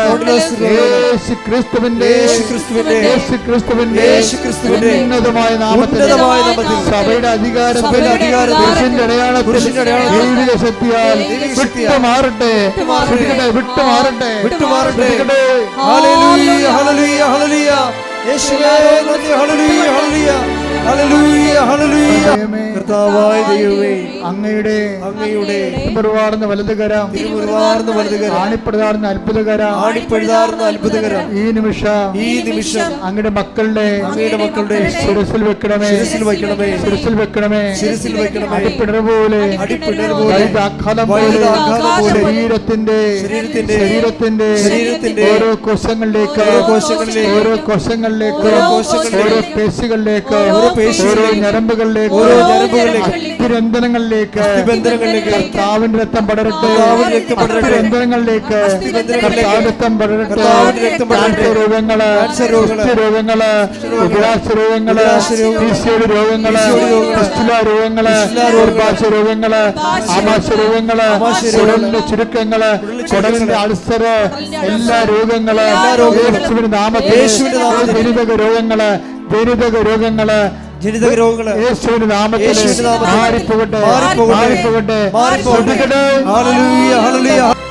പല തരത്തിൽ വിദേശ ജോലികൾ നഷ്ടപ്പെടുന്നവര്, വിസ നഷ്ടപ്പെടുന്നവര്, വിസ പുതുക്കി കിട്ടാത്തവര്, കർത്താവ് അവിടെ PR ലഭിക്കാത്തവർ, നാട്ടിൽ കർത്താവ് ജോലി ഇല്ലാത്തവർ, ഗവൺമെൻറ് ജോലിയും അതുപോലെ നാട്ടിലുള്ള മറ്റ് പ്രൈവറ്റ് സ്ഥാപനങ്ങളിൽ ജോലി ചെയ്യുന്നവർ, അവിടെ ഉണ്ടാകുന്ന പിരിമുറുക്കങ്ങൾ, അവ മുതൽ ജോലി നഷ്ടപ്പെടുന്ന അവസ്ഥകൾ, ഓരോ വിഷയങ്ങൾ കർത്താവ് പഠിച്ചുകൊണ്ടിരിക്കുന്ന കുഞ്ഞുങ്ങൾ, കുഞ്ഞുങ്ങൾ, SSLC പരീക്ഷ എഴുതിക്കൊണ്ടിരിക്കുന്ന മക്കൾ, അതുപോലെ തന്നെ ബോർഡ് എക്സാം എഴുതിക്കൊണ്ടിരിക്കുന്ന മക്കൾ, മറ്റ് ഉന്നത പരീക്ഷകൾ, മറ്റ് പരീക്ഷകൾ, അതുപോലെ ബോർഡ് എക്സാം, അതുപോലെ തന്നെയുള്ള ഓരോ പരീക്ഷ, നൈപുണ്യ പരീക്ഷകൾ, മത്സര പരീക്ഷകൾ, യോഗ്യതാ പരീക്ഷകൾ അറ്റൻഡ് ചെയ്തുകൊണ്ടിരിക്കുന്നവർ, അത് പരാജയപ്പെട്ടു പോയവർ, പലവട്ടം പരാജയപ്പെട്ടു പോയവർ, സങ്കടപ്പെട്ട് ജീവിക്കുന്നവർ, എല്ലാവരും തടസ്സങ്ങൾ യേശുവിന്റെ നാമത്തിൽ മാറിപ്പോകട്ടെ. അഭിഷേകം വിശുദ്ധിയുടെ വിശ്വാസത്തിന്റെ വിജ്ഞാനത്തിന്റെ വിജയത്തിന്റെ ആത്മാവിനാൽ അഭിഷേകം ചെയ്യട്ടെ. ഹല്ലേലൂയ ഹല്ലേലൂയ ഹല്ലേലൂയ യേശുവേ നന്ദി ഹല്ലേലൂയ ഹല്ലേലൂയ ഹല്ലേലൂയ യേശുവേ ആരാധന ആരാധന ആരാധന ഹല്ലേലൂയ ഹല്ലേലൂയ.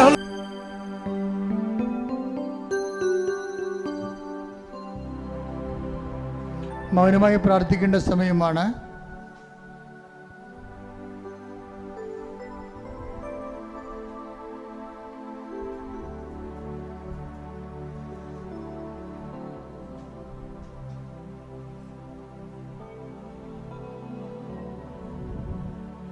സമാപന ആശീർവാദത്തിന് സമയമാണ്. ഒരിക്കൽ കൂടി മരിയൻ ഉടമ്പടിയിൽ സമർപ്പിച്ചിരിക്കുന്ന എല്ലാ വിഷയങ്ങളും ദൈവമാതാവിൻ്റെ മധ്യസ്ഥയിൽ ദിവ്യകാരുണ്യ സന്നിധിയിൽ സമർപ്പിച്ച് നമുക്കൊരു നിമിഷം മൗനമായിട്ട് പ്രാർത്ഥിക്കാം. കൊളോസസ് 3:10 തിരുവചനം അനുസരിച്ചുകൊണ്ട് പഴയ മനുഷ്യനെ അവൻ്റെ ചെയ്തികളോടുകൂടെ നിഷ്കാസനം ചെയ്ത് സൃഷ്ടാവിൻ്റെ പ്രതിച്ഛായയ്ക്കൊത്തവിധം നവീകരിക്കപ്പെട്ട പുതിയ മനുഷ്യനെ ധരിക്കുവാൻ ഈശോയെ ഈ ആരാധനയിലൂടെ ഞങ്ങൾക്ക് കൃപ നൽകണമേ എന്ന് ഒരു നിമിഷം പ്രാർത്ഥിക്കാം. യാക്കോബ് ശ്ലീഹായുടെ ലേഖനത്തിലൂടെ ഞങ്ങൾ ശ്രവിക്കുകയായിരുന്നു പിതാവായ ദൈവത്തിൻ്റെ മുമ്പിൽ നിഷ്കളങ്കമായ ഭക്തി എന്താണെന്ന്. ഒന്നാമതായി ഞങ്ങൾ ശ്രവിക്കുകയുണ്ടായി, അനാഥരെയും വിധവകളുടെയും ഞെരുക്കങ്ങളിൽ അവരെ സഹായിക്കുക. രണ്ടാമതായി ലോകത്തിൻ്റെ കളങ്കമേൽക്കാതെ ജീവിക്കുക എന്നത്. ഈശോയെ, മരിയൻ ഉടമ്പടി എടുത്തിരിക്കുന്ന ഞങ്ങളെല്ലാവരും ക്രിസ്തു കൈമാറ്റത്തിലൂടെയും കാരുണ്യ പ്രവർത്തനങ്ങളിലൂടെയും എല്ലാം ഈശോയെ നിൻ്റെ സ്നേഹം ലോകത്തിന് കൈമാറി ലോകത്തിൻ്റെ കളങ്കമേൽക്കാതെ ക്രിസ്തു സാക്ഷികളായി അന്ത്യം വരെയും ജീവിക്കുവാൻ ഞങ്ങളെ അഭിഷേകം ചെയ്യണമേ എന്ന് പ്രാർത്ഥിച്ചുകൊണ്ട് നമുക്ക് ശിരസ്സ് നമിച്ച് ദിവ്യകാരുണ്യനാഥൻ്റെ ആശീർവാദം സ്വീകരിക്കാം.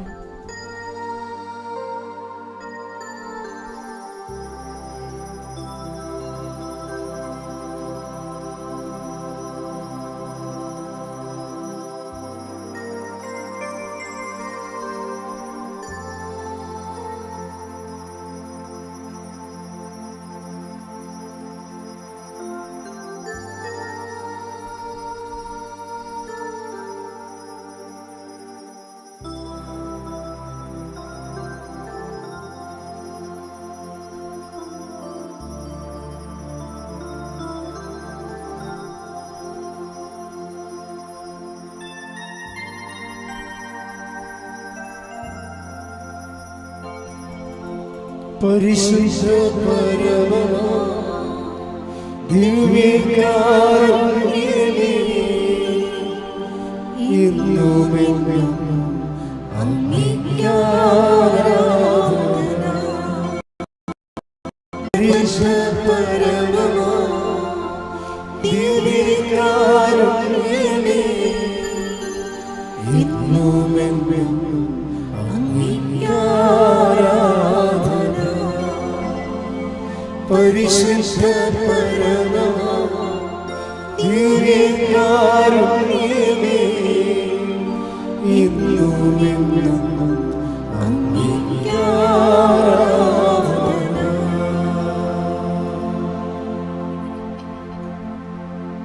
ആവേ ആവേ ആവേ